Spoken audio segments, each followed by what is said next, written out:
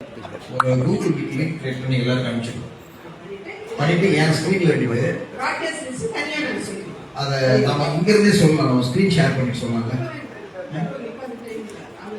இப்போ வந்து the importance of broadcast list மட்டும் இப்போ சொல்லிருக்கோம். சரி. broadcast list actually create பண்றதுங்கிறது நம்ம தனியா ஒரு நாளைக்கு கூகுள் மீட்டிங் நம்ம குரூப் கிரியேட் பண்றோம்ல, அந்த குரூப்ல நம்ம தொடர்ந்து செயல்படுவோம். அப்ப எல்லாருமே நாங்க கிரியேட் பண்ணிட்டோம் பண்றதுல எனக்கு இந்த டவுட் இருக்கு அப்படின்னா கால் பண்ணி அதை கேட்டுக்கிறது இந்த மாதிரி பண்ணி நம்ம கிரியேட் பண்ணலாம். இது தயவு செஞ்சு பண்ணுங்க. ரொம்ப ரொம்ப ரொம்ப இஃபெக்டிவான ஒரு விஷயம். என் லைஃப்ல இந்த 10 வருஷத்துல சோசியல் மீடியால மோஸ்ட் இஃபெக்டிவான விஷயம் அப்படின்னு நான் பார்த்தேன். அதுதான் தன்னார்வலர்கள் வேணும். இந்த இடத்துல ஒரு வேலை பண்ணுறதுக்கு எனக்கு ஒரு தன்னார்வலர்கள் வேணும்னாக்க அந்த ப்ராட்காஸ்ட் லிஸ்ட்டில் போட்டுட்டேன்னா போதும். யாராவது ஒருத்தர் அக்கா நான் ஃப்ரீயாக இருக்கேன் அப்படின்னு அவங்க சொல்லலாம். ரைட், சரி. இது வாட்ஸ்அப் குரூப்ஸ் கூட முக்கியமான விஷயம் தான்.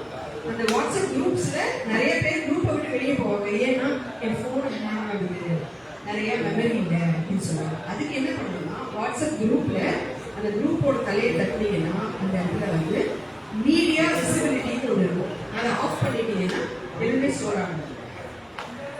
மீடியா விசிபிலிட்டின்னு ஒன்று இருக்கும். அதை ஆஃப் வச்சுட்டீங்கன்னா யூஸ்வலாக அந்த குரூப்பில் வர்ற ஃபோட்டோ பூரா உங்களுக்கு ஸ்டோர் ஆகிட்டே இருக்கும். அதில் தான் மெமரி ஃபில் ஆகும்.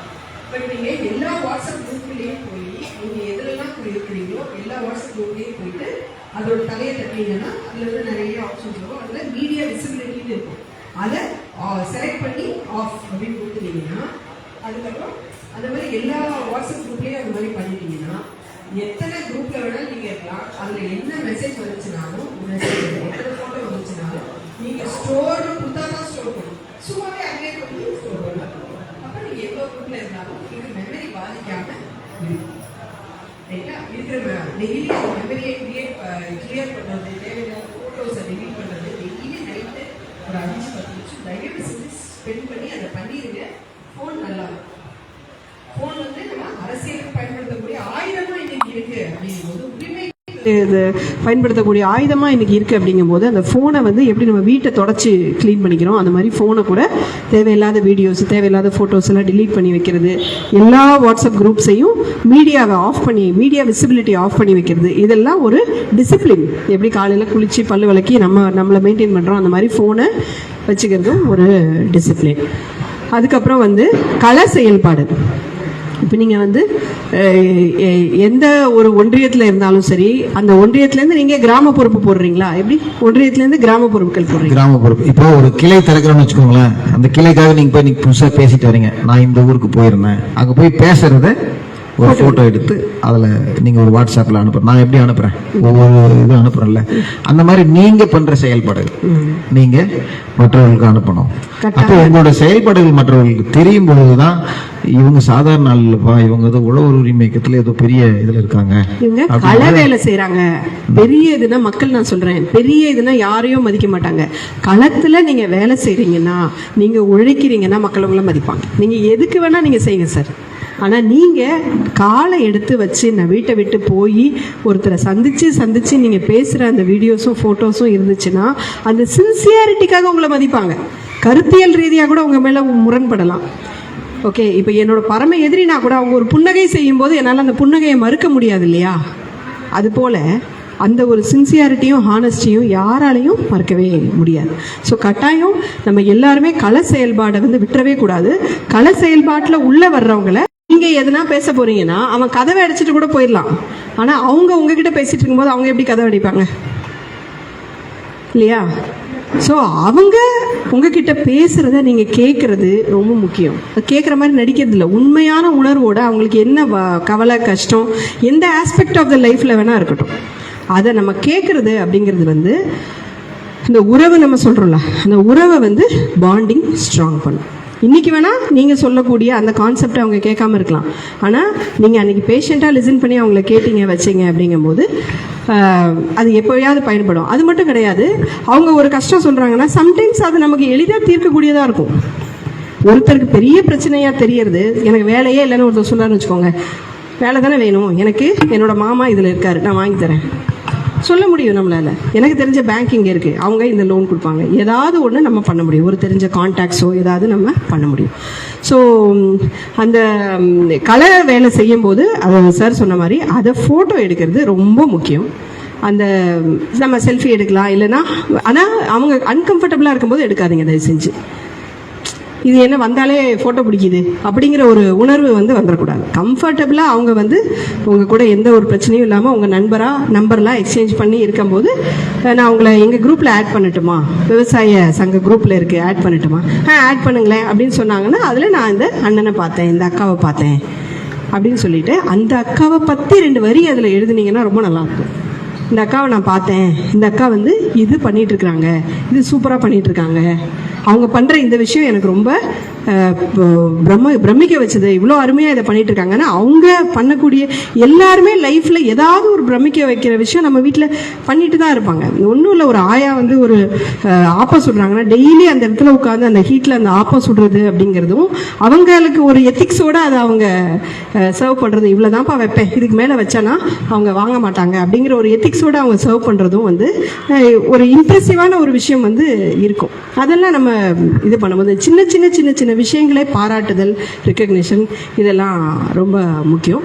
இதை நீங்கள் வாட்ஸ்அப் குரூப்லேயும் போடணும். நீங்கள் எந்த வாட்ஸ்அப் குரூப்பில் இருக்கீங்களோ அதுவும் போடணும். அதை போட்டால் 2 விஷயம், ஒன்று நீங்கள் நல்லா செயல்படுறீங்க, இன்னொன்று இந்த புதிய நம்பரை தெரிஞ்சுக்கிறாங்க, இன்னொன்று எனக்கும் இந்த மாதிரி போய் பண்ணணும் அப்படின்னு தோணும். அவங்க பண்ணுற மாதிரி எனக்கும் போய் பண்ணணும், அவங்க ஊரில் பண்ணுறப்ப நான் என் ஊரில் பண்ணுறேனே அப்படின்னு தோணும். ஸோ இது ஒரு விஷயம். இது தவிர நீங்கள் பண்ணுற அந்த ஃபோட்டோஸை வச்சு உங்கள் ட்விட்டரில் போடணும், ஃபேஸ்புக்கில் போடணும், உங்களோட இன்ஸ்டாகிராமில் போடணும், என்னென்ன சமூக வலைதளத்தில் முடியுதோ அத்தனையும் நீங்கள் போடணும். இதில் ரொம்ப இம்ப்ரெசிவாக நீங்கள் எதையாவது பார்த்தீங்கன்னு சொன்னால் உங்களோட வாட்ஸ்அப் ஸ்டேட்டஸில் கூட வைக்கலாம். வாட்ஸ்அப் ஸ்டேட்டஸுங்கிறது ரொம்ப பவர்ஃபுல்லான ஒரு கம்யூனிகேஷன் ஆல்சோ, அதில் கூட வைக்கலாம். அப்புறம் ஏதாவது ஒரு நிகழ்வு வருது, 10ஆம் தேதி ஒரு நிகழ்வு வருது, நீங்கள் எல்லாரையும் கூப்பிடணும் அப்படின்னா கூட இதுக்கு போனேன், நான் அழைப்புதல் வச்சுட்டு வந்தேன், நாங்கள் போனோம், அழைப்புதல் வச்சுட்டு வந்தோம் அப்படிங்கிறது போட்டுக்கிட்டே இருங்க. நீங்கள் உங்கள் ஃபேஸ்புக்கில் என்னடா நம்ம போடுறோம்லாம் நினைக்காதீங்க. நீங்கள் பாட்டுக்கு ஃபேஸ்புக்கில் நான் போனேன் வந்தேன் ஒரு 4-5 ஃபோட்டோ சேர்த்து ஒரே இதாக போடுறது, அதை பற்றின ஒரு ரைட்டப் பண்ணுறது, என்ன இது ஏதோ முக்கியமான விஷயமா இருக்கும் போல இருக்கே, போட்டுக்கிட்டே இருக்காங்கல்ல அப்படின்னு அவங்களுக்கு தோணும். உடனே வந்துட மாட்டாங்க, பட் அது அவங்க மைண்டில் ரீச் ஆகும். ரைட். ஸோ இதான் நான் சொல்லணும்னு நினச்சேன். உங்களுக்கு வேறு ஏதாவது கேள்வி இருக்கா? அதில் இந்த கூகுள் மீட்னு ஒன்று இருக்குது. இப்போ நாம என்ன பண்ணுறோன்னா, மாநில குழு எல்லாரும் பேசணும் அப்படின்னா நாங்கள் கான்ஃபரன்ஸ், ஃபோன்லேயே கான்ஃபரன்ஸ் பண்ணி பேசுகிறோம். ஒன்றிய குழுவில் இருக்கிறவங்கள பேசுகிறோம் அப்படின்னா கான்ஃபரன்ஸ் பண்ணி பேசுகிறோம். ஆனால் இதை கான்ஃபரன்ஸில் என்ன ஒரு பிரச்சனை அப்படின்னா, நானும் நீங்களும் தொடர்பு பேசிட்டு இருக்கும்போது நீங்கள் இன்னொருத்தர் எடுக்கிறீங்கன்னா ஹோல்ட் பண்ணிட்டார் அப்படின்னு வரும். ஆனால் இந்த கூகுள் மீட் அந்த மாதிரி போயிட்டுன்னு வச்சுக்கோங்களேன், அந்த மாதிரியான ஹோல்டுன்ற பிரச்சனைலாம் வராது. இப்போ அடுத்த கட்டமாக நாம் கூகுள் மீட்டில், இப்போ இங்கே இருக்கிற அத்தனை பேருமே கூகுள் மீட்டில் சேர முடியும். நான் பேசுறது நீங்கள் அத்தனை பேரும் கேட்க முடியும். சரிங்களா? ஒரு விஷயத்த சொல்ல வரோம் அப்படின்னா இவ்வளோ பேரெல்லாம் கான்ஃபரன்ஸ் எடுக்க முடியாது. அப்போ நம்ம அந்த கூகுள் மீட்டையும் பயன்படுத்துறது எப்படிங்கிறத நம்ம இப்போ என்ன பண்ண போறோம்னா, இங்கே இருக்கிற ஒரு சில நிர்வாகிகளை நீங்கள் ஒரு 10 பேருக்கு 15 பேருக்கு நீங்கள் ஒரு குழுவுக்கு சொல்லித்தர்றது. இவங்களுக்கு எல்லாம் தெரியலாம், வாட்ஸ்அப் பற்றி இவங்களுக்கு நல்லா தெரியும், யூடியூப் பற்றி அவருக்கு தெரியும், இன்ஸ்டாகிராம் பற்றி அவங்களுக்கு தெரியும். அப்போ நீங்கள் ஒவ்வொருத்தரும் இதுக்கு பயிற்சி கொடுக்கறதுக்கான வேலைகளை செஞ்சு அடுத்த கட்டமாக இந்த கூகுள் மீட் அப்படிங்கிறதையும் நம்ம சரியா பயன்படுத்தணும். டெக்னாலஜியை நம்ம அதிகமாக பயன்படுத்தி இந்த உழவர் உரிமை இயக்கத்தை இந்த மாவட்டம் இல்லை தமிழகம் முழுசும் நம்ம கொண்டு போய் நமக்கான கரங்களை நம்ம பலப்படுத்துறதுக்கு நம்ம பயன்படுத்தும். இவ்வளோ நேரம் சுபத்ரா சமூக வலைத்தளத்துக்காக சொல்லிட்டு இருந்தாங்கல்ல, சமூக வலைத்தளம் வெறும் ஃபேஸ்புக்கில் நான் என்னை பத்தி கடந்த 7-8 வருடங்களாக எழுதிட்டு இருந்தது, நான் குன்ற சட்டத்தில் இருக்கும் பொழுது எப்படி பயன்படுத்துதுன்னு சொல்றேன். நான் முகநூல்ல 2016 நெல் நட்டது, அப்புறம் நெல் நடும்போது இவ்வளவு செலவாச்சு, நான் டிராக்டர் ஓட்டினது, இதெல்லாம் போட்டு வச்சிருந்தேன். நான் சிறையில குன்ற சட்டத்தில் இருக்கும்போது போர்டு, அட்வைசரி போர்டுன்னு சொல்லுவாங்க, அதாவது அரசாங்கத்துக்கு அறிவுரை வழங்குறதுக்கான ஒரு குழு இருக்கும், ஓய்வு பெற்ற நீதிபதிகள் குழு. குன்ற சட்டத்தில் இருக்கிற அனைவரையுமே 1 மாசத்துக்குள்ளார அங்க கொண்டு நிறுத்துவாங்க. அவங்க தன்னுடைய நியாயத்தை எடுத்து பேசணும், சொல்லணும், நான் இதெல்லாம் பண்ணலைங்க, என்னால பொய்யா போட்டுக்கிறாங்க அப்படின்னு சொல்லணும். அந்த இடத்துல அறப்போர் இயக்கத்தில் இருந்த ஜெயராம் நான் முகநூல்ல போட்டிருந்த எல்லாத்தையும் எடுத்து இவ்வளவு பெரிய புத்தகமா போட்டு இவர் குண்டர் சட்டத்தில் போகிற அளவுக்கு வேலை செய்கிறவர் இல்லை. இவர் நான் 2015 வெள்ளம் வரும்போது, சென்னையில வெள்ளம் வரும்போது நான் ஒரு சிலரை காப்பாத்துறதுக்காக போட்டிருந்ததெல்லாம் எடுத்து இவர் சமூக சிந்தனையோட செயல்படுவாரு, இவர் இந்தெந்த வேலையெல்லாம் செஞ்சுட்டு இருக்கிறாரு அப்படின்னு சொல்லி இவ்வளவு பெரிய புத்தகத்தை போட்டு அந்த புத்தகத்தை கொண்டு வந்து கொடுத்தாரு. ஏன்னா நான் இருந்தேன்னா எங்கிட்ட கேட்டுக்கலாம், நான் இல்ல, ஆனா என் முகநூல் தான் அவருக்கான சோர்ஸ், அவருக்கான தகவல். அப்போ ஒரு குண்டர் சட்டத்தில் இருக்கிற ஒருத்தருக்கு வெளியே எடுத்துட்டு வர்றதுக்கு தேவையான அனைத்து தகவல்களும் அந்த முகநூல் வழங்கி இருக்கிறது அப்படின்னா, அப்ப அந்த சமூக வலைதளம், அந்த முகநூலுடைய பவர் என்ன அப்படின்றத நம்ம ஒவ்வொருத்தரும் தெரிஞ்சுக்கணும். நீங்க என்ன வேலை செய்யறீங்க, ஏது வேலை செய்யறீங்கிற இன்னைக்கு இருக்கிற காலகட்டத்தில் என்ன பண்றோன்றத நம்ம குறைந்தபட்சம் அந்த மாதிரி பதிவு பண்ணி வச்சுக்கிட்டோம்னா தான் நம்மளால இது பண்ண முடியும். அதுக்கு தான் இந்த சமூக வலைதளத்தை நம்ம நல்லா பயன்படுத்தணும் அப்படிங்கறதா சுபத்ரா சொல்ல வந்தது. சுபத்ரா நீங்க. ஓகே, ஒரு நிமிஷம். ஸோ லாஸ்டா ஒரு விஷயம் என்ன சொல்லிக்கிறேன்னா, நம்ம இந்த ஃபேஸ்புக்கில் என்னெல்லாம் நம்ம லைஃப்ல செய்யறோமோ 10 வருஷம் கழிச்சு கூட அது நமக்கே நம்ம இதெல்லாம் பண்ணியிருக்கோம் அப்படிங்கிறது நமக்கே சரி நம்ம ஏதோ ஒன்று ஒர்க் பண்ணியிருக்கோம் அப்படின்னு நமக்கு ஒரு தோல்வி வரும்போது கூட நம்மளை அது தூக்கி நிறுத்தத்துக்கு பயனுள்ளதாக இருக்கும். மேலும் எல்லாருமே எந்தெந்த பகுதியிலே நீங்கள் ஒர்க் பண்ணுறீங்களோ, உங்கள் ஒன்றியத்தில், உங்கள் பஞ்சாயத்து, உங்கள் வார்டு அதெல்லாம் இருக்குல்ல, அதை நீங்கள் அரசியலாக நீங்கள் பயன்படுத்துறதுக்கு நீங்கள் தயவு செஞ்சு பாருங்கள். அது எந்த ஒரு கட்சி சார்புமே இல்லாத சுயேட்சையாக நிற்கக்கூடிய இதுதான் பஞ்சாயத்து தலைவர்கள், வார்டு மெம்பர்கள் அதெல்லாம். ஸோ ஒரு ஜனநாயகத்தில் இந்த வாய்ப்புகள்லாம் இருக்கும்போது தயவு செஞ்சு நீங்கள் பயன்படுத்துங்க. ஒரு வார்டு மெம்பருங்கிறது ஒன்றுமே கிடையாது, ஒரு 200 வீட்டில் ஓட்டு வாங்குறது தான். அந்த மாதிரி ஒரு 10 பேர் இது பண்ணால் அது ஒரு பஞ்சாயத்து பார்த்தீங்கன்னா உங்களுக்கு 50-60 லட்சம் பட்ஜெட் வரும். அந்த மாதிரி நம்ம பிளான் பண்ணி நம்ம அழகாக நம்ம செயல்படலாம். முடிவெடுக்கும் இடங்களில் நம்ம வர்றதுக்கான முயற்சி செய்யலாம். அப்படி நீங்கள் செய்யும்போது உங்களுக்கு தெரியாதவர் கூட யார் இவர் எம்எல்ஏவாக நிற்கிறாரு, யார் இவர் பஞ்சாயத்து தலைவராக நிற்கிறாருன்னா அவங்க ஃபேஸ்புக்கை தான் பார்ப்பாங்க. பார்க்கும்போது தெரியாது அப்படிங்கிற ஒரு இது இருக்கும். உங்களுக்காக நீங்க தூங்கிட்டு இருக்கும் போது கூட தொடர்ந்து பிரச்சாரம் செய்யக்கூடியது தான் உங்களுடைய சமூக வலைதளங்கள். இவ்வளவு நேரம் ரொம்ப அமைதியா நீங்க எல்லாரும் கேட்டுட்டு இருந்ததுக்கு மிக்க நன்றி. எப்ப டவுட்னாலும் நீங்க என்கிட்ட கேட்கலாம். நான் குரூப்ல ஆட் பண்ணும்போது நானும் அதுல இருப்பேன். நன்றி, வணக்கம். சீக்கிரம் முடிச்சிட்டீங்களே, பரவாயில்ல. ஆமாவா, சரி சரி சரி. அப்போ நம்ம என்ன தெரிஞ்சுட்டோம்னா, முகநூல், எக்ஸ், ட்விட்டர், முகநூல்ங்கிறது நம்ம எல்லாருமே யார் வேணாலும் நம்ம இது போட்டுக்கலாம். இன்ஸ்டாங்கிறது கொஞ்சம் சின்ன பிள்ளைங்க பயன்படுத்தக்கூடிய ஒரு தளம். ட்விட்டர் அப்படிங்கிறது, எக்ஸ் தளம் அப்படிங்கிறது political leaders, bureaucrats, IAS officers இருக்காங்க, ஐபிஎஸ் ஆஃபீஸர்ஸ் இருக்காங்க, தலைமைச் செயலகத்தில் செய்யக்கூடியவர்கள், முதலமைச்சர், பிரைம் மினிஸ்டர், இவங்க எல்லாருமே அதில் ஒரு சில எம்பி, எம்எல்ஏ எல்லாருமே சரியான விஷயங்கள் நம்ம அதில் பண்ணோம் அப்படின்னா அதுக்கு பதில் கூட தருவாங்க. அப்போ அந்த ட்விட்டர், அந்த எக்ஸ் தளம், முன்னாடி ட்விட்டர்னு இருந்துச்சு, இப்போ அதை பேர் எக்ஸ்ன்னு மாற்றிருக்கிறாங்க. அதுவும் நமக்கு ஒரு வலிமையான ஒரு விஷயமா இருக்குது. என்ன ஒரு பிரச்சனைனா, எக்ஸில் கொஞ்சம் தான் எழுத முடியும். நிறைய எழுதணும் அப்படின்னா அதுதான் மாசத்துக்கு அந்த 900 ரூபாய் கட்ட வேண்டியது இருக்குது. நானே இன்னும் கட்டாம இருக்கிறேன். அதுக்கு எதுலான்ட்டு உங்களுக்கு நிச்சயமா அது வாங்கணும் அப்படின்னு நினைக்கிறேன்.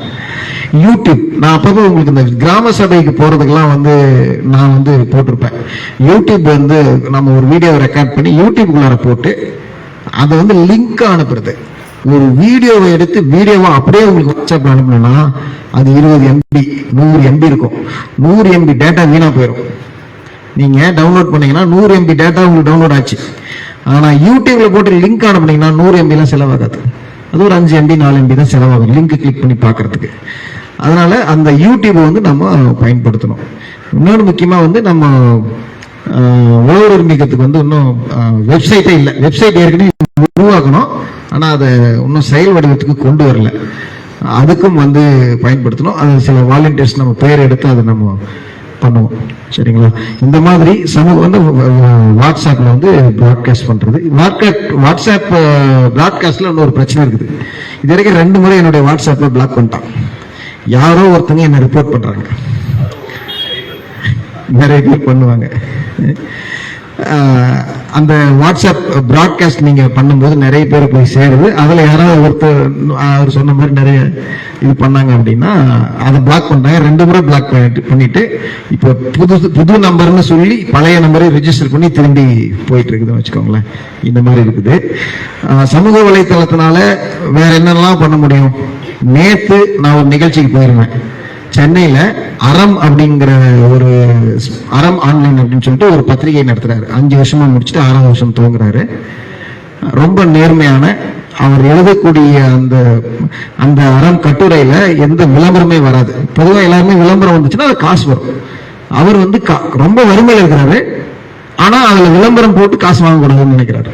நன்கொடைகள் யாராவது கொடுத்தாதான் அப்படின்ற அளவுக்கு நேர்மையான இது நடத்துறாரு. அவர் இன்றைய விவசாயம் அப்படின்னு சொல்லி ஒரு புத்தகத்தை வந்து எழுதி வெளியிட்டாரு. அந்த புத்தக வெளியீட்டு விழாவில் அந்த புத்தகத்தை வந்து நான் வெளியிடுவதாக, நேற்று வந்து நான் நிகழ்ச்சியில் கலந்துருந்தேன், நான் வெளியிட வேற ஒருத்தர் வாங்கிக்கிட்டார். அப்ப இந்த சமூக வலைதளம் அவருக்கு எப்படி என்ன தெரியும்னா, நான் செய்யற செயல்களை சமூக வலைதளத்தில் அவர் நிறைய பார்த்துருக்கிறார். நம்மளுடைய விஷயங்கள் சம்பந்தமாக அவர் நிறைய கட்டுரைகள் எழுதியிருக்கிறார். அப்போ சமூக வலைதளம் உங்களையும் அந்த இடத்துக்கு கொண்டு போய் நிறுத்தும், நீங்கள் சரியாக வேலை செய்யும் பட்சத்தில். புரியுதுங்களா? அப்போ நாம வந்து சமூக வலைதளத்தில் பயன்படுத்த நமக்கான இடம் கிடைக்கும். சமூக வலைதளம் சம்பந்தமாக ஏதாவது கேள்விகள் இப்ப இருந்ததுன்னா கேளுங்க. இல்லை அப்படின்னா நம்ம அடுத்த நிகழ்வுக்கு நகரலாம். எந்த கேள்வியாக இருந்தாலும் கேட்கலாம். 256 பேர் தான் சேர்க்க முடியுமா? அப்படி சேர்த்துட்டாக்கா நான் 2வது நியூ பிராட்காஸ்ட் நீங்க எத்தனை பிராட்காஸ்ட் உருவாக்கலாம். இல்ல காமிக்காது. 2வது இதுல வந்து இதுல சேர்ந்துச்சுன்னு காமிக்காது. அதனால என்ன பண்ணணும்னா, நீங்க ஏல இருந்து போகணும். வரிசையா ஏல இருந்து அப்படியே போயிட்டு சி வரைக்கும். சில இந்த பர்சனா, சரி கிறிஸ்டா, சரி கிறிஸ்டோட முடியுது அப்படின்னு சொல்லி அதை வச்சுட்டு அதுக்கப்புறம் கிறிஸ்ட்ல இருந்து ஆரம்பிக்கணும். இல்ல, நான் பிராட்காஸ்ட் வச்சிருக்கிறேன். பிராட்காஸ்ட் உழவர் உரிமை இயக்கம் 1 முதல்ல இருந்தவங்க எல்லாம் 250 பேர் வந்துட்டாங்க. அடுத்தது பிராட்காஸ்ட் UUI2 பிராட்காஸ்ட் 2வது வச்சுட்டேன். பிராட்காஸ்ட் மேல்மா சிப்காட், அந்த மேல்மா சிப்காட் சம்பந்தமான மக்கள் எல்லாம் அந்த பிராட்காஸ்ட்ல இருப்பாங்க. டோல்கேட் பிராட்காஸ்ட், நம்ம டோல்காக போராடணும்ல, அது சம்பந்தமான மக்களுக்கு அனுப்பணும்னா பிராட்காஸ்ட் டோல்கேட். அந்த மாதிரி 8 வழிச்சாலைக்கு ஒரு பிராட்காஸ்ட். இப்ப இவர் மாதிரி இருக்கிறாங்கன்னா இவர்களுக்கெல்லாம், இப்ப சார் இருக்காருன்னா அவருக்கு சம்பந்த மாதிரியான மக்களுக்கெல்லாம் சேர்ந்து ஒரு பிராட்காஸ்ட். அந்த மாதிரி நம்ம தேவையான யார் யார் எதுக்கு ரிப்போர்ட்டர்ஸ்க்கெல்லாம் ஒரு பிராட்காஸ்ட், திருவண்ணாமலை ரிப்போர்ட்டர்ஸ்க்கு ஒரு பிராட்காஸ்ட், சென்னை ரிப்போர்ட்டர்ஸ்க்கு ஒரு பிராட்காஸ்ட். நீங்க 100 பிராட்காஸ்ட் லிஸ்ட் கூட உருவாக்கி வச்சுக்கலாம்.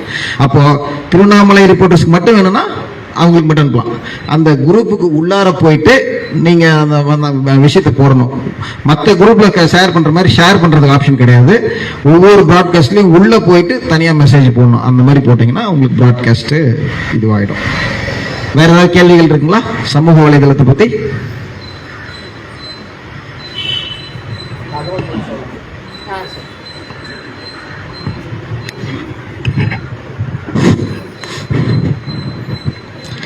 என்னை பெற்றெடுத்த தாய் தந்தையருக்கும் எனக்கு கற்றுக் கொடுத்த ஆசான்களுக்கும் இந்த வேலைக்கு அளித்த என் பெற்றோர்களுக்கும் இங்கு வாய்ப்பளித்த அண்ணன் ஆறுமுக அவர்களுக்கும் இந்த விழாவுக்கு தங்களுடைய பொன்னான உயிர் மூச்சாக கருதக்கூடிய விவசாய பணிகளை விட்டு வந்து இங்கு என்ன சொல்ல விரும்புகிறீர்கள் என்று கேட்க வந்திருக்கும் அனைத்து விவசாய பெருமக்களுக்கும்,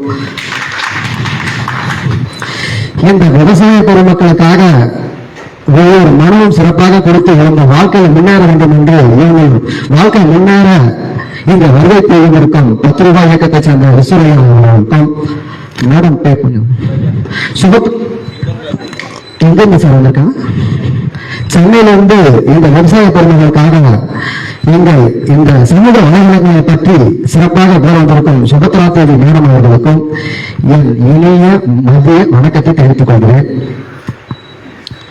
அதாவது வந்து நல்ல சிறப்பா சொன்னாங்க. ஆனா நிறைய பேர் இந்த விவசாயத்தை சேர்ந்தவங்களாக இருக்கிறதுனால அவங்க நிறைய ஆங்கில வார்த்தைகளை பயன்படுத்தி சொன்னாங்க. இருந்தாலும் தமிழ்லயும் அப்ப சொன்னாங்க. வாழ்த்துக்கள். அவங்க நல்லா படிச்சிருக்கிறதுனால ஆங்கில வார்த்தைகளை பயன்படுத்தி பேசுறாங்க. வாழ்த்துக்கள், நன்றி. ஆனா நாங்க இருக்கக்கூடிய பாமர மக்கள் இங்க வந்து அமர்ந்துட்டு இருக்கிறாங்க. ஒரு சில வார்த்தைகள் வந்து நிறைய புரியாம இருந்திருக்கலாம். இருந்தாலும் அதை புரிஞ்சுக்கலாம், ஒன்றும் பிரச்சனை இல்லை. அப்பப்போ அவங்க எல்லாத்துக்குமே சொன்னாங்க. பேஸ்புக் அப்படின்னாக்கா என்னன்னு சொல்றாங்க, தமிழ்ல வந்து முகநூல் அப்படின்னு சொல்றீங்க. சரிங்களா? ஆனா ஒரு சின்ன சின்ன அளவு நீங்க தெரிந்தாததை தெரிந்து கொள்ளக்கூடிய ஒரு வாய்ப்பை ஏற்படுத்தி கொடுத்துருக்காங்க நமக்கு ஐயா அவர்கள். அதுக்கு நன்றியை தெரிவித்துக்கிறோம். நான் இப்ப இங்க மைக்க வாங்குறதுக்கு என்ன காரணம்னாக்கா, சமூக வலைதளங்களை பள்ளி இன்ஸ்டாகிராம், பேஸ்புக், அப்புறம் பாத்தீங்கன்னா வாட்ஸ்அப் எல்லாத்தையும் சொன்னாங்க. இருந்தாலும் நம்ம பாமர மக்களாக இருக்கக்கூடிய நீங்கள் வந்து நிறைய யாரும் ஒரு சிலர் பாதிச்சிருக்கலாம், இன்னும் நிறைய பேர் பாதிச்சுட்டு இருக்காங்க. என்னன்னு பாத்தீங்கன்னா, சாதாரணமா ஒரு ஓடிபி வருது. அந்த ஓடிபி நம்ம சொன்னோம்னா என்ன ஆகுது, பணம் போயிடுது. கஷ்டப்பட்டு உழைச்சு சம்பாரிச்ச பணம் எவனோ எடுத்துட்டு போயிடலாம். சமூக வலைதளங்களை பத்தி இவ்வளவு நேரம் 2 மணி நேரம் பேசுறதுனாலதான் இதை உங்களுக்கு தெரிவிக்கணும்ன்ற ஆதரவோட நம்ம இடத்த வைக்கிறாங்க, மற்றபடி வேற ஒண்ணும் இல்லை. அதனால விவசாய பெருமக்களாக நீங்க ஒவ்வொரு மனிதர்களும் மிகவும் விழிப்புடன் இருக்க வேண்டும். ஆனா ஓடிபி தானே எதுக்கு கேட்கறீங்க, யார் கேட்கறீங்க, எதுக்கு கேட்கறீங்க, ஏன் கேட்கறீங்க கேள்வி நீங்க முன்னிறுத்த வேண்டும். ஏமாந்து சாதாரணமா நான் பேங்க் வந்து பேசணும், பேங்க் மேனேஜரே பேச மாட்டான், அதெல்லாம் தெரிஞ்சுக்கங்க. பேங்க் மேனேஜர் உங்களுக்கு வட்டாதான் அனுப்புவான், உங்களுக்கு தேவைன்னா உனக்கு வர சொல்லுவோம்.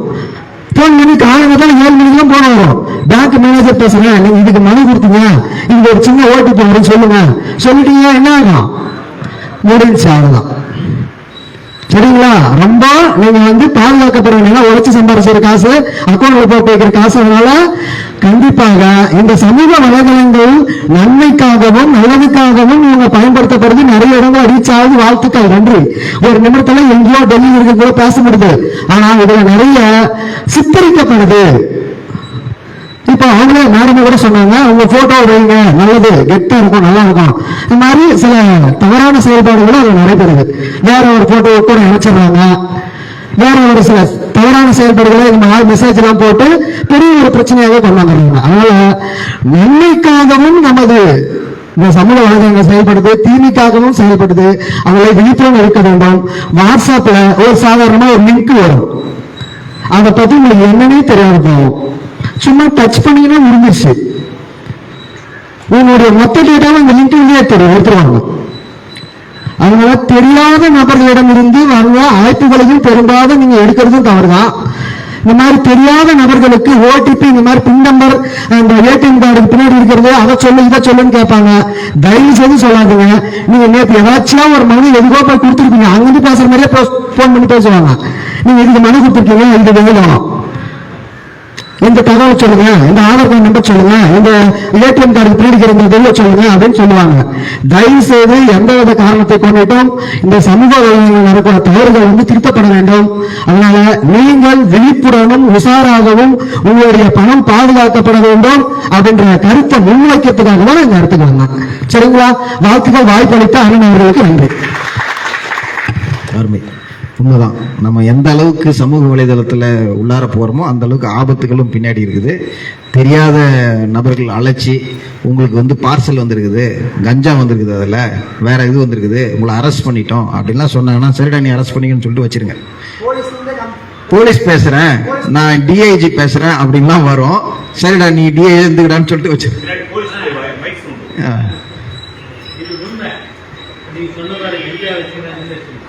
ஒரு குரல்ல இயக்குனர் நடிகருமான சப்சுரன் ஏறி அவர் சேனல்ல 500 ரூபாய் பிரமாண்டமா மட்டத்தில் அவர் நிலத்துல ஒரு 25,000 மதிப்பு பவர் வீடு அதை வந்து சொல்லிட்டான்.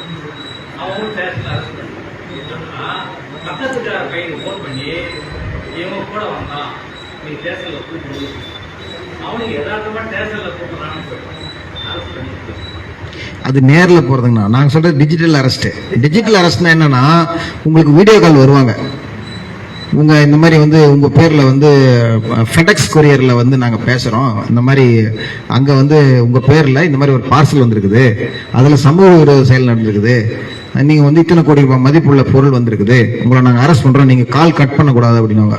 முன்னாடி தொப்பி போட்டு நல்லா ஆபீசர் மாதிரி நான் மும்பைல இருந்து பேசுறேன் அப்படின்னா ஒண்ணு புரிஞ்சுக்கோங்க, உங்களை அரெஸ்ட் பண்ணணும்னா இந்த ஊர்ல நீங்க இருக்கிறீங்கன்னா இந்த ஊர் போலீஸ் தான் உங்களை அரெஸ்ட் பண்ண முடியும். வேற எந்த போலீஸ்காரனும் உங்களை அரெஸ்ட் பண்ண முடியாது. அவன் டிஐஜியா இருக்கட்டும் இல்ல டிஜிபியா இருக்கட்டும், இங்க இருக்கிற போலீஸ் தான் அவங்களை அரெஸ்ட் பண்ணணும். வெளியூர்ல இருந்து யாராவது ஃபோன் பண்ணி நாங்க உங்களை டிஜிட்டல் அரெஸ்ட் பண்றோம், நீங்க இது கொடுங்க அதை கொடுங்கனாங்கன்னா நீ அரெஸ்ட் பண்ணிக்கிறான்னு சொல்லிட்டு வச்சிருங்க, போனை கட் பண்ணிடுங்க. ஒரு முறை நான் வீட்டில் இருக்கும்போது என்னோட அக்காவுக்கு அந்த மாதிரி ஃபோன் வந்துச்சு.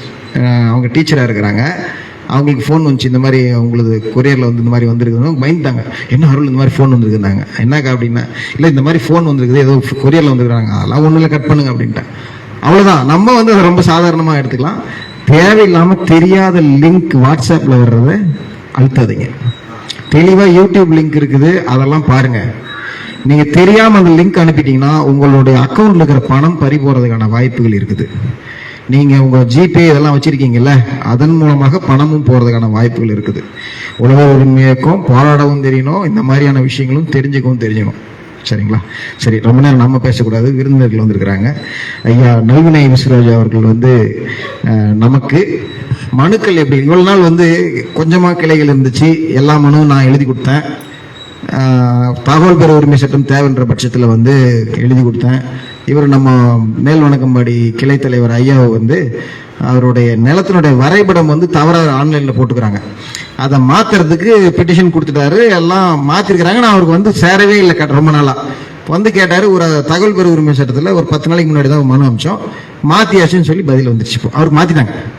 நாம் எங்கேயும் போல அலையில, அவர் செலவு பண்ணது 10 ரூபாய் கோர்ட் ஃபீஸ் ஸ்டாம்போ, இதெல்லாம் அவர் சொல்லிவிடார், நான் சொல்லக்கூடாது. அவர் செலவு பண்ணாரு, இப்போ அவர் வேலை முடிஞ்சிருச்சு. அதை பற்றி பேசுறதுக்காக தான் வந்து 10 ரூபாய் இயக்கத்தினுடைய பொதுச் செயலாளர் அவர்கள் ஐயா டாக்டர் நல்வினை விஸ்வராஜு, அதாவது சட்டத்தில் வந்து அவர் வந்து ஆய்வுகள்லாம் பண்ணி அவர் வந்து டாக்டரேட் பண்ணியிருக்கிறாரு. அவரை வரவேற்கிறேன், அவருக்கு பேசுவார். பச்சை துண்டு போட்டக்கூடிய சட்டமன்ற உறுப்பினர்களே, நாடாளுமன்ற உறுப்பினர்களே, அமைச்சர் பெருமக்களே, பரவாயில்ல, நல்ல சிரிப்பு வருதே. அதிகாரமிக்க எம்எல்ஏ, ஆளுமை மிக்க எம்பிகளே, நிரந்தர அமைச்சர் பெருமக்களே, உங்கள் அனைவரையும் நானும் ஒரு முறை வரவேற்கின்றேன். எம்பி எம்எல்ஏ உங்களுக்கு ஒரு வெறுப்பா இருந்துச்சா? சந்தோஷமா இருந்துச்சு, மகிழ்ச்சி. ஒரு கைத்தறல் கொடுங்க சந்தோஷத்துக்கு. நான் சொன்ன எம்பி அந்த பிச்சைக்கார பசங்க இல்ல, ஓட்டு பிச்சை எடுக்கிற இன்னொரு 8 அமாவாசையில உங்க எல்லாம் அம்மா தாயே உங்களுடைய பொன்னான வாக்குகளை, உங்கள் உயிரின்மையான வாக்குகளை கொடுங்கன்னு சொல்லி கேட்கிற அந்த பிச்சைக்கார பசங்களை சொல்ல. வெறும் 10 ரூபாய் காசுல ஒரு வெள்ளை பேப்பரை பயன்படுத்தி இந்த அரசாங்கத்தை கேள்வி கேட்கக்கூடிய அதிகாரம், வேலை வாங்கக்கூடிய அதிகாரம் உங்கள் அனைவர் கையிலும் இருக்கின்றது. இதுக்கு தேவை வெறும் 10 ரூபாய் காசு. டீ கூட 5 ரூபாங்க. வெறும் 10 ரூபாய் காசை சரியா பயன்படுத்தினா உங்களால இந்த அரசாங்கத்தை, அரசு ஊழியர்களை கேள்வி கேட்க முடியும், வேலை வாங்க முடியும். வழக்கமா கேள்வி கேட்போம், கேள்வி கேட்டு போயிடுவோம். வேலை வாங்கக்கூடிய அதிகாரமும் 10 ரூபாய், நம்முடைய 10 ரூபாய் செலவுல நம்ம கிட்ட ஒரு அதிகாரத்தை சட்டம் கொடுத்திருக்கின்றது. தகவல் அறியும் உரிமை சட்டம் அப்படிங்கிற ஒரு உன்னதமான சட்டம். இந்த சட்டத்தை பயன்படுத்தி நீங்க உங்களுக்கான கேள்விகளை இந்த அரசாங்கத்தில் கேட்கலாம். உங்களுக்கு தேவையான வேலைகளை சட்டப்படி இந்த அரசாங்கம் உங்களுக்கு என்ன வேலை செய்யணுமோ, அதிகாரிகள் என்ன வேலை செய்யணுமோ அந்த வேலை செய்ய வைக்கிறத, அதிகாரிகள் காசு கொடுக்காம வேலை செய்ய மாட்டாங்கல்ல. ஒரு சொசைட்டியில் பயிர் கடன் தரணும், யாருக்கு பயிர் கடன் தருவாங்க? விவசாயிக்கு. எந்த ஊர்ல விவசாயிக்கு பயிர் கடன் தராங்க? லஞ்சம் கொடுத்தா பயிர் கடன் கிடைக்கும். காட்டினுடைய சிட்ட அடங்கல் யார்கிட்ட வாங்குவோம்? மனைகார் விஓவிட்ட என்னைக்காச்சும் காசு கொடுக்காம இன்னைக்கு பச்சை துண்டு போட்டு போனா கொடுத்துட்றாங்க. உழவர் உரிமை இயக்கம் அப்படிங்கிற ஒரு அடையாளம் இருக்கு, விவசாயிகள் சங்கம் அப்படிங்கிற அடையாளம் இருக்கு. இந்த பச்சை துண்டை போட்டு போனா விவகாரம் வருதுப்பா, வம்பு வருதுப்பா, பின்னாடி வந்துருவாங்கப்பா, கொடி பிடிச்சிருவாங்க அப்படிங்கிற பயத்துல கொடுத்துட்றாங்க. சாதாரண ஒரு எளிய விவசாயி, படிக்காத விவசாயி, கைநாட்டு விவசாயி, அவருடைய நிலத்துக்கான சிட்ட அடங்கல் விஓ ஆபீஸ்ல, மணிகார் ஆபீஸ்ல போய் லஞ்சம் தராம வாங்கிட முடியுமா? என்னங்க நல்லது. ஒருத்தர் இறந்து போயிட்டாரு, அவருடைய பிள்ளைகள் பட்டா கேட்டு மணிகார் ஆபீஸ்ல போய் பட்டா மாறுதல் விண்ணப்பம் தராங்க. சட்டம் என்ன சொல்லுதுன்னா, ஒரு வாரத்தில் பட்டா மாற்றி தரணும், ஆன்லைனில் இலவசமாக அவங்களுக்கு போய் சேர்ந்துடணும், அதை ஒரு பிரிண்ட் அவுட் எடுத்துக்கலாம் அப்படின்னு சொல்லி சட்டம் சொல்லுது, திட்டம் சொல்லுது, அரசாங்கம் போட்டு திட்டம். ஆனால் நடைமுறையில் விஓ ஆஃபீஸ் போனோடனே எத்தனை ஏக்கர் காடு? 4 ஏக்கர். எத்தனை பேர் வாரிசு? 2 பேருங்க. எவ்வளவுக்கு போவோம்? 2 கோடி ரூபாய். ஒரு 5% கொடுங்க. எவ்வளவு? நம்ம கேள்வி என்னன்னா, நீ என்ன எங்க அப்பனை காலம் பிறந்த, உனக்கு பங்கு தரேன், சொத்துல பங்கு தரேன். என் சொத்து, எங்க பாட்டன் சொத்து, எங்க அப்பன் சொத்து, எங்க முப்பாட்டன் சொத்து. எங்க அப்பனுக்கு நானு பிள்ளையா பிறந்திருக்கிறேன், டெத் சர்டிஃபிகேட் இருக்கு, எங்க அப்பனுக்கு வாரிசு சான்றிதழ் இருக்கு, சட்டப்படி நானும் என்னுடைய சகோதரி வாரிசு. கேட்டுக்கிறோம்.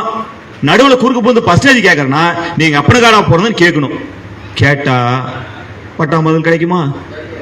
என்னங்க, நம்ம விஓ சொல்லுவார், மனைகார் சொல்லுவாரு, நீ முதலமைச்சர்கிட்ட கூட போய் பேசணும், கூட யார்கிட்ட, ஜனாதிபதி கூட, பிரதமர்கிட்ட கூட, கோர்ட்டு கூட போ, எங்க போனாலும் என்கிட்ட தான் இந்த பேப்பர் வரும். நான் கையெழுத்து போடாம பட்டா மாத்திரியா பாத்துறேன் சொல்றாருல. அப்படி கொம்மு முளைச்சதா சொல்ற அந்த மனைக்காரனை, அந்த விஓவை, அந்த அரசாங்க ஊழியரை, நம்ம வேலைக்காரனை தலையிலே ஒரு கொட்டுக்கா வச்சு, டேய் ரெக்கார்ட் சரியா இருக்கு, 3 நாள் அவன் கையெழுத்து போன போடுறா பையா அப்படின்னு நாம போய் கொட்டுக்கா வச்சா போலீஸ் கேஸ் ஆயிரும். என்ன ஆயிடும்? ஆனா அதே கொட்டுக்காய சட்டம் வச்சா, சட்டப்படி வச்சா வேலையை செய்வான். அப்படி பயன்படுத்தக்கூடிய அதிகாரம் தான், நம்ம கையில் இருக்கிற அதிகாரம் தான் தகவல் அறியும் உரிமை சட்டம். என்ன சட்டங்க? அப்படி வரும்போது சொல்லுங்க பார்க்கலாம். தகவல் அறியும் உரிமை சட்டம், RTI. ரொம்ப எளிமையான சட்டம். ஒரு அரசாங்க ஆபீஸ், என்ன ஆபீஸ்? அரசாங்க ஆபீஸ். அரசாங்க ஆபீஸ்ல இருக்கிற எல்லா பேப்பரும் நம்ம பேப்பர். ஏன்னா அந்த அரசாங்க ஆபீஸுக்கு வேலை செய்யற ஊழியருக்கு சம்பளம் தர முதலாளி யாரு? அரசாங்கம் சம்பளம் தரதா சொல்றாங்க, வரி காசுல சம்பளம் தர சொல்றாங்க. அந்த வரி காசு யார் காசு? நம்ம காசு. அக்காவுக்கு என்ன சந்தேகம்னா, நான் இங்கே வருமானம் வரல கட்டுறேன், நான் டாக்ஸே கட்டுறது இல்லைங்க, நான் எப்படி அரசாங்கத்துக்கு சம்பளம் தரேன் அப்படின்னு நாம நினைச்சிட்டு இருக்கிறோம். அரசாங்கத்துக்கு நேரடியாக வருமானம் போற டாக்ஸ் ரொம்ப கம்மிங்க. நாம தீப்பெட்டி வாங்கணும், காலையில எழுந்த உடனே கொல்லி வச்சோம், என்ன வச்சோம்? அடுப்பை பத்த வச்சோங்க. அடுப்பை பத்த வைக்கிறது தீக்குச்சி பயன்படுத்தணும் இல்ல? அந்த தீக்குச்சி தீப்பெட்டி எவ்வளவுங்க? ₹1 தீப்பெட்டியில 10 பைசா அரசாங்கத்துக்கு வரியா போயிடுச்சு. அந்த தீப்பெட்டி தயாரிச்சாங்கல்ல, அந்த தீப்பெட்டி தயாரிச்ச பொட்டி 10 காசா இருக்கும். அந்த 10 காசுல 1 காசு வரியா கட்டியிருக்கிறோம்.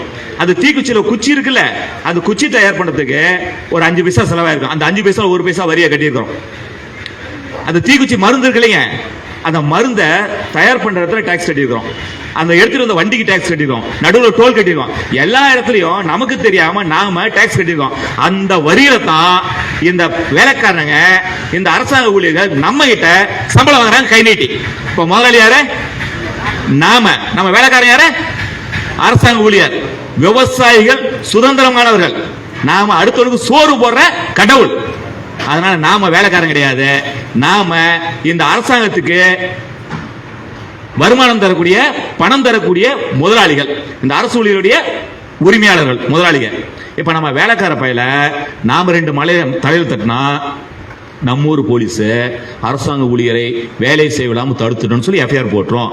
அதே வேலையை ஒரு வேலை பேப்பர், தம்பி விஓ மனைகார பட்டா மாறுதலுக்கு அப்ளிகேஷன் கொடுத்தமா தம்பி, சட்டம் 3 நாள்ல நீயே கீயை ஓபன் பண்ணி என் பேப்பரை ஃபார்வர்ட் பண்ணி ஆர்ஐக்கு அனுப்புன்னு இருக்கடா தம்பி.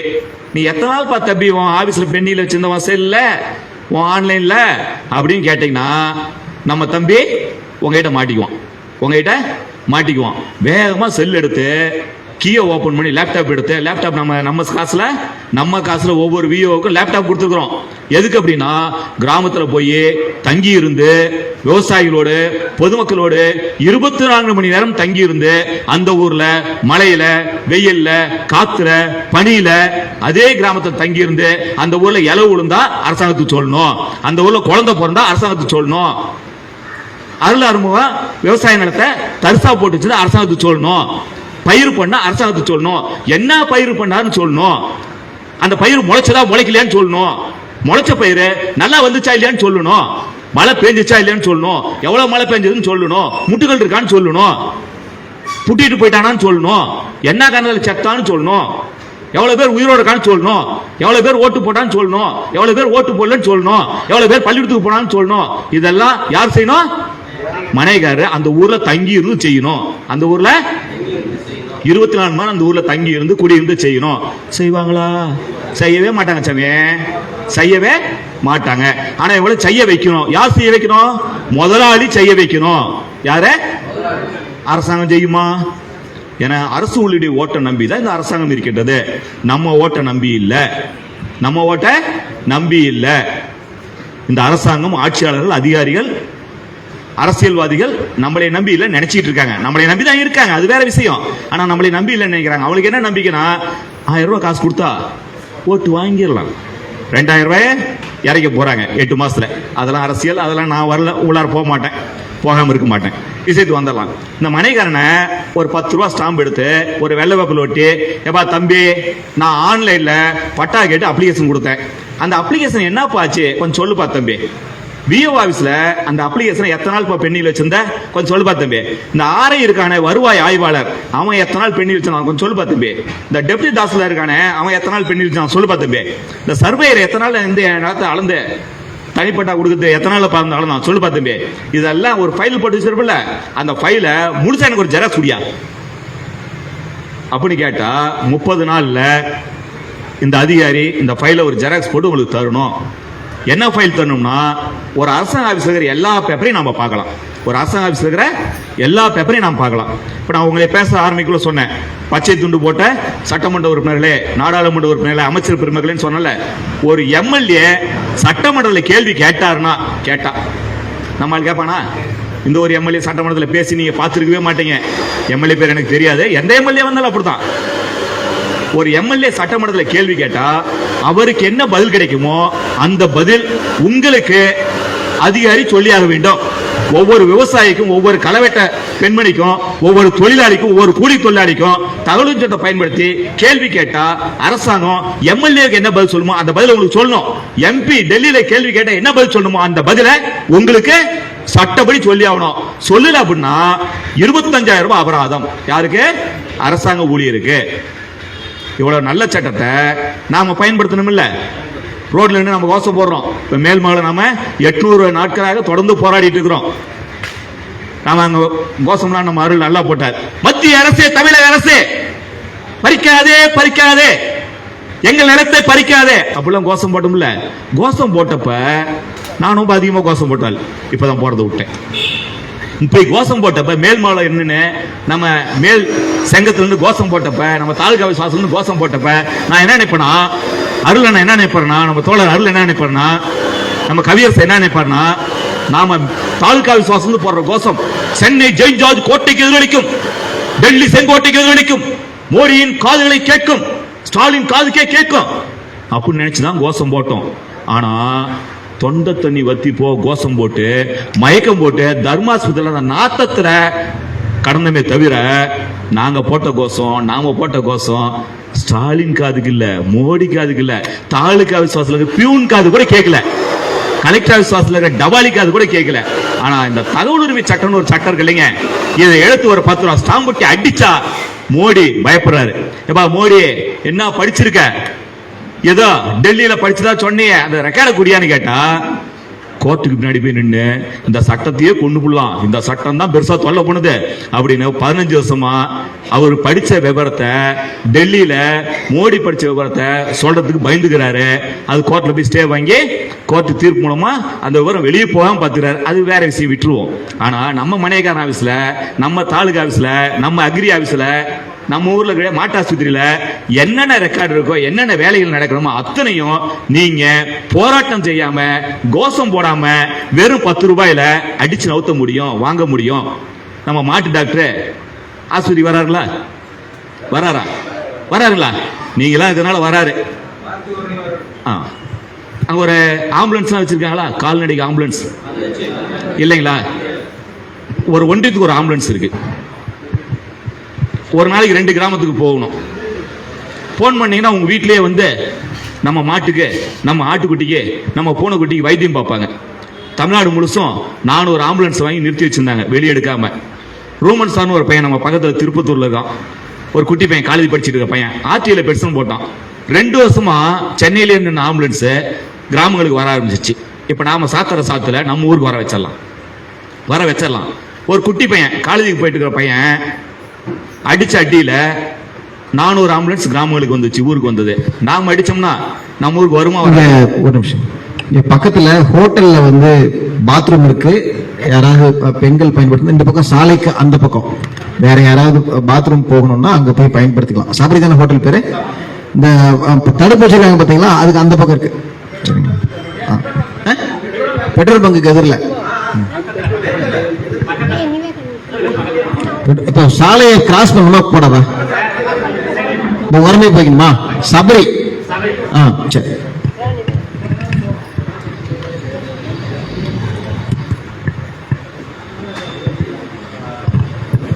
ஒரு சின்ன ஒரு வெள்ளை பேப்பர் 10 ரூபாய் காசு, நம்ம ஊர் அதிகாரியில வேலை வாங்கிடலாம்.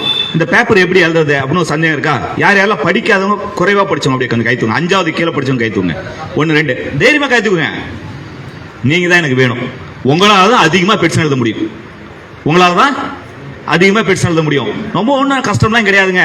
ஒரு படிச்ச பையனை கூப்பிடுங்க, தம்பி ஒரு பேப்பர் எடுத்துட்டு வாப்பா, ஒரு பேனா எடுத்துட்டு வாப்பா, எழுதுப்பா தம்பி அப்படின்னு அனுப்புனர். என்னங்க அனுப்புனர்? உங்க பேர், அட்ரஸ், தபால் போட்டா கடுதாசி போட்டா நம்ம வீட்டுக்கு வர மாதிரி பேர், அட்ரஸ். பெறுநர் பொது தகவல் அதிகாரி. இப்ப நம்ம ஊர் மணிகார ஆபீஸ்ல இந்த பட்டா பேப்பர் கேட்குன்னு வச்சுங்களேன், இதுக்கு தாலுகா ஆபீஸ்ல ஒரு பொது தகவல் அதிகாரி இருக்காரு. பொது தகவல் அதிகாரி தாலுகா ஆபீஸ் மேல் சங்கம், அவ்வளவுதான். மேல தலையில ஒரு கொட்டுக்கா வச்சாதான் நம்ம ஆளுங்களுக்கு உரைக்கும். கொட்டுக்கா வச்சாதான் பிள்ளையாருக்கே கொட்டுக்கா வைக்கிறோம்ல, அந்த மாதிரி அதிகாரிக்கு ஒரு கொட்டுக்கா வைக்கணும்.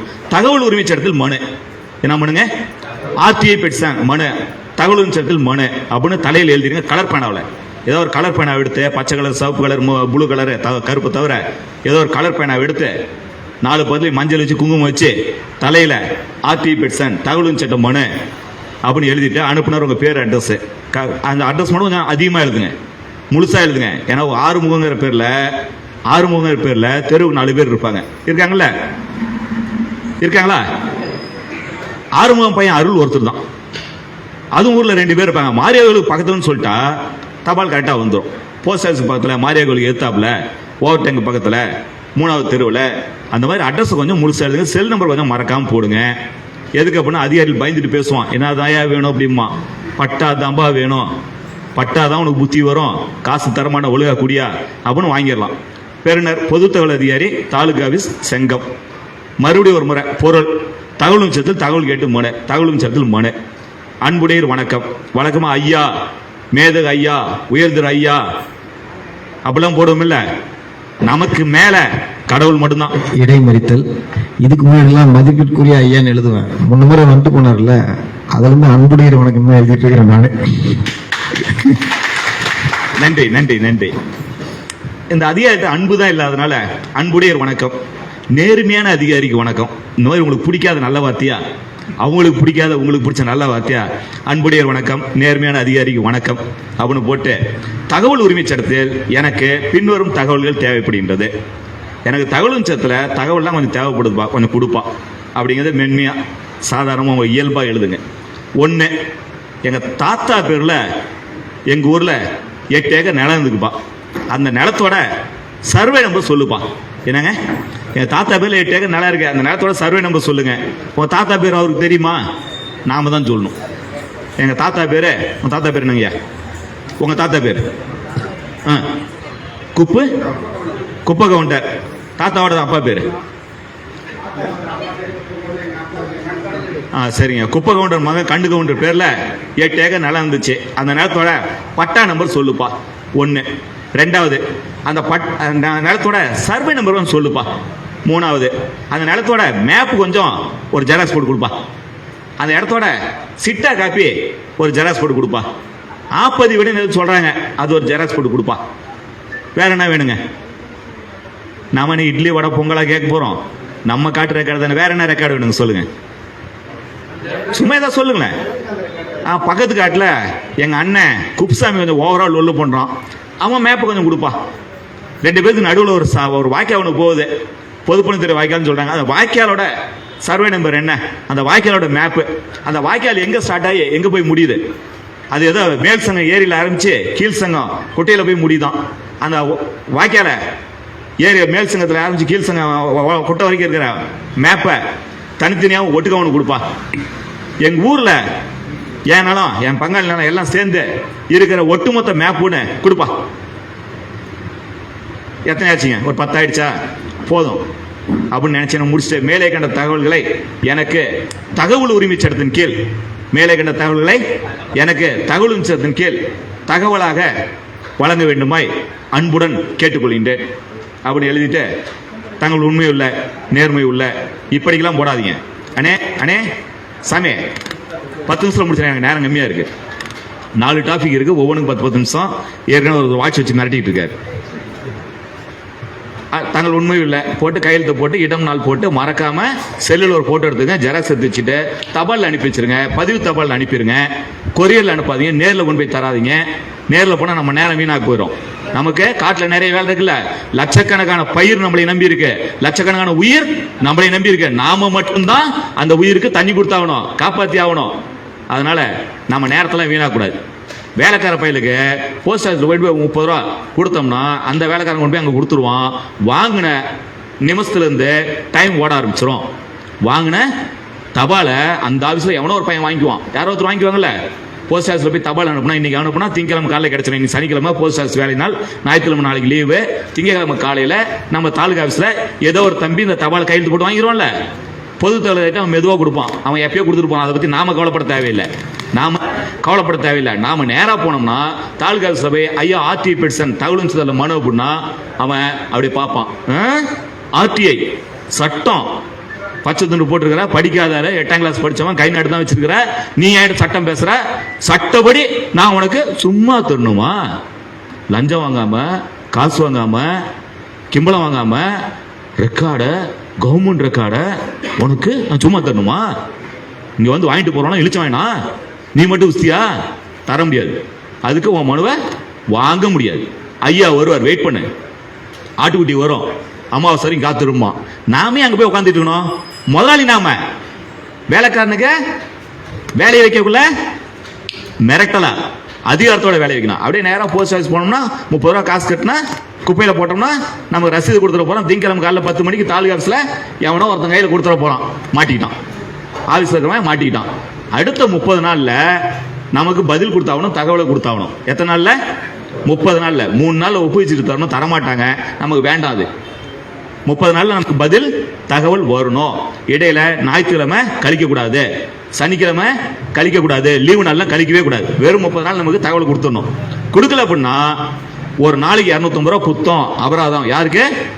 அதிகாரிக்கு. யாருக்கு? அதிகாரிக்கு. எவ்வளவு நல்ல சட்டம் பாத்தீங்களா? சட்டத்தை எழுதினப்பே நம்ம எல்லாம் என்னெல்லாம் பண்ணுவோம், அயோக்கியத்தனத்தை கண்டுபிடிச்சு எல்லாத்தையும் ஓட்டை அடிச்சு வச்சிருக்காங்க.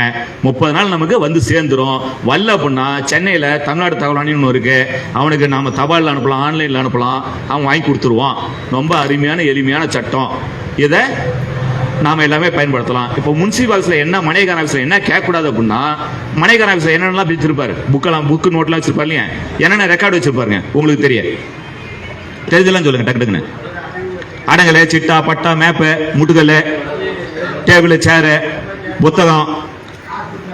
அதான் சொல்லிட்டேன். இனிமேல் காசு கிடையாது, அடிதான். என்ன அடி? இனிமேல் காசு கிடையாது, இனிமேல் காசு கிடையாது, இனிமேல் காசு கிடையாது, இனிமேல் அடி தான். என்ன அடி? சட்டப்படியான அடி. என்ன அடி? ஆமா, செருப்பு அடிச்சா கேஸ், செருப்பு கழட்டி அடிச்சா கேஸ், செருப்பு கழட்டி அடிச்சா கேஸ், எஃப்ஐஆர், ஜெயிலு. அதே செருப்ப சட்டப்படி 10 ரூபா ஸ்டாம்பிள் அடிச்சா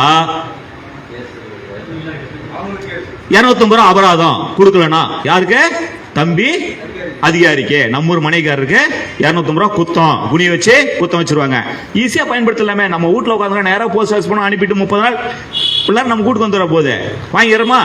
என்னென்ன வாங்கலாம்னா, தாலுகா ஆஃபீஸ்ல இருக்கிற, விஓ ஆஃபீஸ்ல இருக்கிற, கவர்மெண்ட் ஆஃபீஸ்ல இருக்கிற எல்லா பேப்பரையும் வாங்கலாம், எல்லா ஃபைலையும் வாங்கலாம், எல்லா லெட்ஜரையும் வாங்கலாம், எல்லா நோட்டையும் வாங்கலாம். முட்டுகள் வச்சிருக்காங்கல்ல, விஓ ஆஃபீஸ்ல முட்டுகள் வச்சிருக்காங்கல்ல, அந்த முட்டுகள் கூட சாம்பிள் ஒன்று வாங்கலாம். முட்டுகள் கூட சாம்பிள் ஒரு முட்டுகள் வாங்கலாம். ஒரு முட்டுகள் ரேட் என்ன வருங்க? வெளியில போய் வாங்கினா 150 ரூபா வரும். விஓ ஆஃபீஸ்ல அந்த முட்டுகள் 40 ரூபாய்க்கு தராங்க, வாங்கிக்கலாம். கவர்மெண்ட் மதிப்பு 40 ரூபா தான் போட்டு வச்சிருக்காங்க. எனக்கு சரியா தெரியல, 40 ரூபா 50 ரூபா தான் இருக்கும். காசு கட்டி வாங்கிக்கலாம். இப்போ வர ரெக்கார்டுக்கு ஒரு 10-2 ரூபா, வர ரெக்கார்டுக்கு சிட்ட அடங்கல் பட்டா மேப்புக்கு ஒரு பக்கத்துக்கு 2 ரூபாய் காசு கட்டி வாங்கிக்கலாம். இந்த காசு எவ்வளவு நாள் தரணும்னா 30 நாளுக்குள்ளார அது நம்ம வேலைக்காரன் நமக்கு பதில் சொன்னானா, அப்பா நீங்க கேட்ட ரெக்கார்டு 10 கேள்வி கேட்டுக்கிற, கேட்ட ரெக்கார்டு 30 பக்கம் இருக்கு, 60 ரூபா காசு கட்டுங்கன்னு சொன்னாங்கன்னா அதை கட்டி வாங்கிக்கலாம். அந்த காசு கேட்கறது கூட 30 நாளுக்குள்ளார கேட்கணும். 30 நாள் தாண்டிடுச்சுன்னா எத்தனை பக்கமா இருந்தாலும் சரி, 1000 பக்கம் இருந்தாலும் 2000 பக்கம் இருந்தாலும் 1 லட்சம் பக்கம் இருந்தாலும் இலவசமா செலவு தொகை இல்லாமல் நம்ம கொடுத்தாகணும். இந்த ஆபீஸ்ல என்ன கேட்க முடியாதுன்னு பாத்தீங்கன்னா, கேட்க முடியாத ரகசியம் ஒண்ணுமே கிடையாது. ராணுவ ரகசியத்தை கேட்க முடியாது. யார் ரகசியத்தை? ராணுவ ரகசியத்தை கேட்க முடியாது. சிடி வந்திருக்காங்களா? வரலைங்களா? என்ன நம்ம கூட சிடி வரல அப்படிங்களா? வெளியே உட்காந்து கேட்டுட்டு இருப்பாங்க, எந்த லைவ் உட்காந்து பார்த்துட்டு இருப்பாங்க. சிஐடி இன்னைக்கு லைவ்ல உட்காந்து யார் நல்வினி பேச்சை கேட்டாங்க, டிஜிபி ஆஃபீஸ்ல உட்காந்து யார் கேட்டாங்க, எஸ்பி ஆஃபீஸ்ல உட்காந்து யார் கேட்டாங்க, யார் நோட்ஸ் எழுதுறான்னு கேட்டா அது ஆர்டியில் வராது.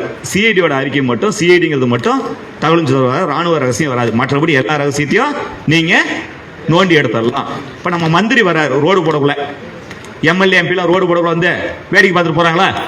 வேடிக்கை பார்த்துட்டு போறாங்களா?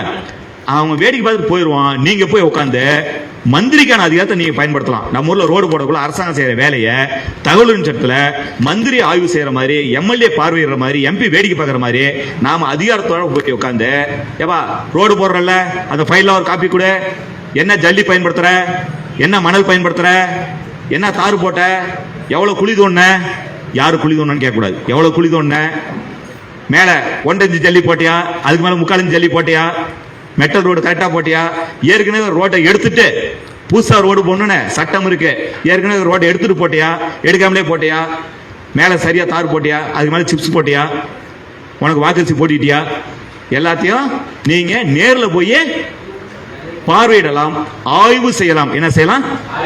இன்ஸ்பெக்ஷன், ஆய்வு செய்யலாம். இது எல்லாத்தையும் ஒரு சாம்பிள் மாதிரி வாங்கிட்டு வரலாம். ஜல்லி 1 கிலோ கொடுப்பா, ஜல்லி 1 கிலோ கொடுப்பா, இந்த ஜல்லி இந்த ரோடு போடுறது தான் பயன்படுத்தின ஜல்லியில சாம்பிள் சொல்லி சர்டிபிகேட் கூட, என்னது சான்று செஞ்சு சீல் வச்சு கையெழுத்து போட்டு 1 லெட்டரோட 1/2 கிலோ ஜல்லி கூட, 1 லிட்டர் தார் கூட, 5 கிலோ மணல் கூட, அதுக்கு 5 லோடு மணல் கேட்டுறாதீங்க. இது எல்லாமே நீங்க வாங்கி பார்க்கலாம். ரோடு போட்டு முடிச்ச பிறகு அந்த ரோட்டை ஒரு குழி வெட்டி, சின்னதா ஒரு குழி வெட்டி அதிகாரிகள் கியூ பீஸ்மாங்க, ஒரு சாம்பிளை மேல இருந்து கீழே வரைக்கும் எடுப்பாங்க. அந்த சாம்பிளையும் வாங்கலாம், அதுக்கு பேர் கியூ பீஸ். இதையும் வாங்கலாம். அரசாங்கம் செய்யற எல்லா வேலையும் நீங்க ஆய்வு செய்யலாம். அரசாங்கம் செய்யற எல்லா வேலையும் ஆய்வு செய்யலாம். என்ன ஆய்வு நீங்க ஆய்வு செய்யக்கூடாது தகவல் சத்துனா, போலீஸ்காரன் துப்பாக்கியில சொல்றான்ல, அதை நான் ஆய்வு செய்யணும்னு கேட்டீங்கன்னா தகவல் சத்துல ஆய்வு செய்யலாம். நம்ம ஆளுக்கு சரியா சுட தெரியாது, நம்ம ஆளுக்கு ஆமா தப்பா ஒளி சுட்டுவான். அதனால அங்க போய் மாட்டிக்காதீங்க, அங்க போய் மாட்டிக்காதீங்க. மற்றபடி அவனை தோலை உரிச்சு தொங்க விடலாம். போலீஸ் ஆரம்பிச்சாச்சா, போலீஸ் பத்தியே பேசுவோம். இப்போ போலீஸ்கார் சட்டம் போட்டுருக்காருல, போலீஸ்கார் யூனிஃபார்ம் போட்டுருக்காருல, ரொம்ப அதிகாரமா இருக்காருல, ரோட்ல போகல நிறுத்தி வண்டி நிறுத்தி புரிஞ்சு விட்டுறாருல, என்னத்த ரெக்கார்ட்லாம் வாங்கி பாக்குறாருல, அதை சொன்னாங்க. அவருக்கு என்ன கொஞ்சம் பயமா இருக்குல்ல, ஆர்டி போட்டு நம்ம ஊர் எஸ்ஐய, நம்ம ஊர் இன்ஸ்பெக்டர், தம்பி நீ போட்டுக்கிற காக்கி சட்டை யார் அப்ப மூட்டு காசு, அதுக்கு எவ்வளவு செலவாச்சு சொல்லு, யாரு அப்ப மூட்டை காசு எவ்வளவு ஆச்சு சொல்லுன்னு கேட்கலாமா? ஆர்டியில கேட்கலாம். அவன் போட்டு சட்டை யார் அப்ப மூட்டு காசு, எத்தனை சட்டை வச்சிருக்கிற, எத்தனை சட்டை அரசாங்கம் உனக்கு கொடுத்துச்சு அப்படின்னு கேட்கலாம். சட்டைக்கு என்ன போட்டுருப்பான்? பேண்ட். ஆமா, பேண்ட்ல ஜிப் வச்சு போட்டிருக்கியா, பட்டன் வச்சு போட்டிருக்கியா, எத்தனை பேண்ட் வச்சிருக்கிற, அந்த பேண்ட்ல பெல்ட் போட்டுக்கிறியா, பெல்ட்ல எத்தனை ஆங்கிள் இருக்கு, எத்தனை கொக்கி இருக்கு, எத்தனை நாடா இருக்கு, ஆர்டியில கேட்கலாம். பேண்ட் கீழே காலில் என்ன போட்டிருப்பாருங்க, ஷூவு, அது யார் அப்ப மூட்டு காசு, நம்ம காசு. ஷூவு எத்தனை ஷூ கவர்மெண்ட் ஒன்று கொடுத்துச்சு, அந்த ஷூ பிஞ்சு போயிருக்கா, பியாம இருக்கா, எத்தனை பேத்த அதுல உதச்ச, அப்படிலாம் கேட்கலாம். ஷூக்குள்ளார என்ன போட்டிருப்பாருங்க, சாக்ஸ், அதையும் கேட்கலாம். தலைக்கு மேல என்ன போட்டிருப்பாருங்க, தொப்பி, தொப்பியில என்ன வச்சிருப்பாருங்க, தொப்பிக்கு உள்ளார வச்சிருப்பாரு, அதை கேட்கல. தொப்பில ஸ்டார் வச்சிருப்பாரு, ஏதோ தொங்கும், அதையும் கேட்கலாம். பனியன் சட்டி போட்டிருக்காருல, அதை மட்டும் கேட்க கூடாது. ஏன்னா பனியன் சட்டி அவர் சொந்த காசுல வாங்கி போட்டிருக்காரு. இப்ப சொல்லுங்க, போலீஸ்கார தம்பி எவ்வளவு கேட்கல, கவர்மெண்ட் ஆபீஸ் எவ்வளவு கேட்கலாம், அவ்வளவுதாங்க. தகவலும் சட்டம் இவ்வளவுதாங்க. ஒரு அரசாங்க ஆபீஸ், அரசாங்க வேலை செய்யுது, வேலையை நம்ம போய் ஆய்வு பண்ணலாம். அதில் இருக்கிற பேப்பர்ஸ் எல்லாத்தையும் வாங்கி பார்க்கலாம். நமக்கு வேலை ஆகணும், வேலை நடக்கல, வேலை நடக்க வைக்கிறதுக்கு இந்த வண்டியை தள்ளி விடுறதுக்கு தகவலும் சட்டத்தை பயன்படுத்தலாம். ரொம்ப எளிமையான விஷயம். ஒரு மாடல் பெட்சன் தரேன், எழுந்து நிகழ்ச்சி முடிச்சுட்டு போகல மாடல் பெட்சன் தரேன், வாங்கிக்கிங்க. எங்க இருக்குண்ணே, விசிட்டிங் இருந்தேன். இல்லை இப்போ தரணும், இப்போ கூட தான் படிச்சுட்டு இருப்போம். இருக்கு ஒன்று மாடல் பெட்சன் தரோம், இதை மாடலுக்கு வச்சுக்கிங்க. இந்த மாடல் அப்படியே ஃபாலோ பண்ணுங்கிற அவசியம் இல்லை. நீங்க எழுதுனா மாடல், நீங்க எழுதுனா அப்படின்னு சட்டம் சொல்லுது, நான் சொல்ல வச்சு அப்புறம் கொடுத்தலாம். இதுல என்னுடைய போன் நம்பர் இருக்கு, அப்படியே எழுதிங்க என் போன் நம்பரை. அதுல இருக்கு, எழுதிங்க இல்லாதவங்க எழுதிங்க. 944656757801. யாராவது தமிழ்ல பாசமா இங்க கூவிட்டு போனீங்களா? யாரு சகோதரி கொஞ்சம் ஆங்கில வார்த்தையெல்லாம் பேசிட்டாங்கன்னு சொன்னீங்கல்ல, யார் பேசுனது? சுதாகர. அப்படியே நம்பர் எழுதிக்க, 9456567581. தமிழ்ல சொல்லிட்டுனா இப்ப தமிழ்ல சொல்றேன், எழுதிங்க. 944 தமிழ்ல சொல்றேன், எழுதிங்க. 944567581. புரிஞ்சதா? 0 புரிஞ்சதா? 944567581. தமிழ்ல சொல்லிட்டாங்களா? எனக்கு யாரும் போன் பண்ணக்கூடாது, தயவு செஞ்சு யாரும் போன் பண்ண. போன் பண்ணா வண்டியா திட்டுவேன். வாட்ஸ்அப் பண்ணுங்க, நான் உங்களை கூப்பிட்டு பேசுவேன். எவ்வளவு பிரச்சனை இருந்தாலும் எனக்கு அனுப்பி வைங்க, திருத்தி தரேன். எத்தனை மணி நேரம் திருத்தி தரேன். நீங்களே எழுதணும். என்னங்க? நீங்களே எழுதணும். எழுத படிக்க தெரியாதவங்க நீங்க தான் அதிகமா செய்வீங்க. என்னுடைய அலுவலகத்தில் ஒரு உதவியாளர் இருக்கார், சாயந்தர நேரத்தில் வருவார். அவர் எழுத படிக்க தெரியாது, கூடவே ஒரு தம்பி கூப்பிட்டு வருவார். வந்த உடனே தபால்லாம் படிப்பார், எல்லா தபாலுக்கும் பதில் எழுதிடுவார். எல்லா தபாலுக்கும் எழுத படிக்கவே தெரியாது, தபாலை உடைப்பாரு, எல்லா தபாலுக்கும் அந்த ஃபைல் எடுப்பாரு, பதில் எழுதி வச்சிருவாரு. நான் படிச்சு பார்த்து இது வரைக்கும் ஒரு புள்ளிகமா கூட அது திருத்தந்தே கிடையாது. ஏன்னா அவரு எதுவுமே படிக்கல, அதனால சிறப்பா எழுதுறாரு. நான் எழுதுறது நிறைய தப்பு இருக்கும், அவர் எழுதுல எந்த தப்புமே வராது. படிச்சவன் பாட்டை கெடுத்துருவான், படிக்காதவன் சரியா பாட்டு எழுதுவான். கம்பர் என்ன படிச்சார்? எந்த பள்ளிக்கூடத்தில் போய் படிச்சார்? திருவள்ளுவர் எந்த காலேஜில் போய் படிச்சார்? ஏதாவது யூனிவர்சிட்டியில் போய் படிச்சாரா? காமராஜர் என்ன படிச்சார்? பெருசா படிக்கல. பெருசா படிக்காதவங்களாம் நல்லா பண்ணிருக்காங்க, படிச்சவங்களாம் இந்த நாட்டை ரொம்ப கெடுத்துட்டு இருக்காங்க. பெட்சன் போட்டா இந்த அரசாங்க அலுவலகத்தில் பதில் வருதுங்களா? கவர்மெண்ட் ஆஃபீஸ் நிறைய பெட்சன் தரம்ல, தாலுகா தாசில்கிட்ட, கலெக்டர்கிட்ட, முதலமைச்சர்கிட்ட, பிரதமர்கிட்ட மனு தரம்ல, பதில் வருதுங்களா? வரல. சட்டம் என்ன சொல்லுதுன்னா, நீங்க ஒரு மனு கொடுத்தீங்கன்னா 3 நாட்களில் உங்களுக்கு ஒப்புகை சீட்டு கொடுக்க வேண்டும். நீங்க எந்த ஆபீஸ்ல மனு கொடுத்தாலும் சரி, போலீஸ் ஸ்டேஷன்ல கொடுத்தாலும் சரி, கலெக்டர் கொடுத்தாலும் சரி, கவர்னர் கொடுத்தாலும் சரி, முதலமைச்சர் கொடுத்தாலும் சரி, களவாணி பையன் கொடுத்தாலும் சரி, யார்கிட்ட மனு கொடுத்தாலும் 3 நாட்களில் ஒப்புகை சீட்டு வழங்க வேண்டும். என்ன சீட்டு? ஆமா, இந்த மாதிரி மனு உங்ககிட்ட வாங்கிட்டேன் அப்படின்னு உங்களுக்கு சீல் வச்சு கையெழுத்து போட்டு அதிகாரி ஒரு சீட்டு, துண்டு சீட்டு தர வேண்டும். நடக்காது, நடக்கவே நடக்காது. ஓகேங்களா? 30 நாட்களில் உங்களுடைய மனுவிற்கு பதில் கொடுக்க வேண்டும். என்ன தருங்க? 30 நாட்களில் பதில் கொடுக்க வேண்டும். தருவாங்களா? இது வரைக்கும் தந்ததில்ல, எப்பயுமே தர மாட்டாங்க. 90 நாட்கள்ல உங்க பேப்பரை, உங்க பெர்சனை முடிச்சு உங்களுக்கு இறுதி கட்ட பதில் தரணும். ஏதாவது நம்ம பெருசா கேட்டோம்னு வச்சுங்களேன், நம்ம தென்பண்ணி ஆத்துல கப்பல் விடணும்னு சொல்லிட்டு ஒரு கோரிக்கை மனு அதிகாரிட்ட கொடுத்துட்டோம்னா, நம்ம ஒரு கலெக்டர்கிட்ட தென்பண்ணி ஆத்துல ஒரு கப்பல் விடிய, அந்த காலத்துல கப்பல்லாம் போச்சான், தென்பண்ணி ஆறு வழியா ரோம் நாட்டுக்கு, ஐரோப்பாவுக்கு நாங்க கப்பல்ல வியாபாரம் பண்ணோம் எங்க பாட்டங்காலத்துல 2000 வருஷத்துக்கு முன்னாடி. அந்த மாதிரி மறுபடியும் கப்பல் விடியான்னு கேட்டோம்னா இது கொஞ்சம் பெரிய கோரிக்கை இல்ல, உடனே நிறைவேற்ற முடியாதுல்ல, டெல்லிக்கு எல்லாம் பேசணும்ல, வெளிநாட்டு தூதருக்குலாம் அனுமதி வாங்கணும்ல.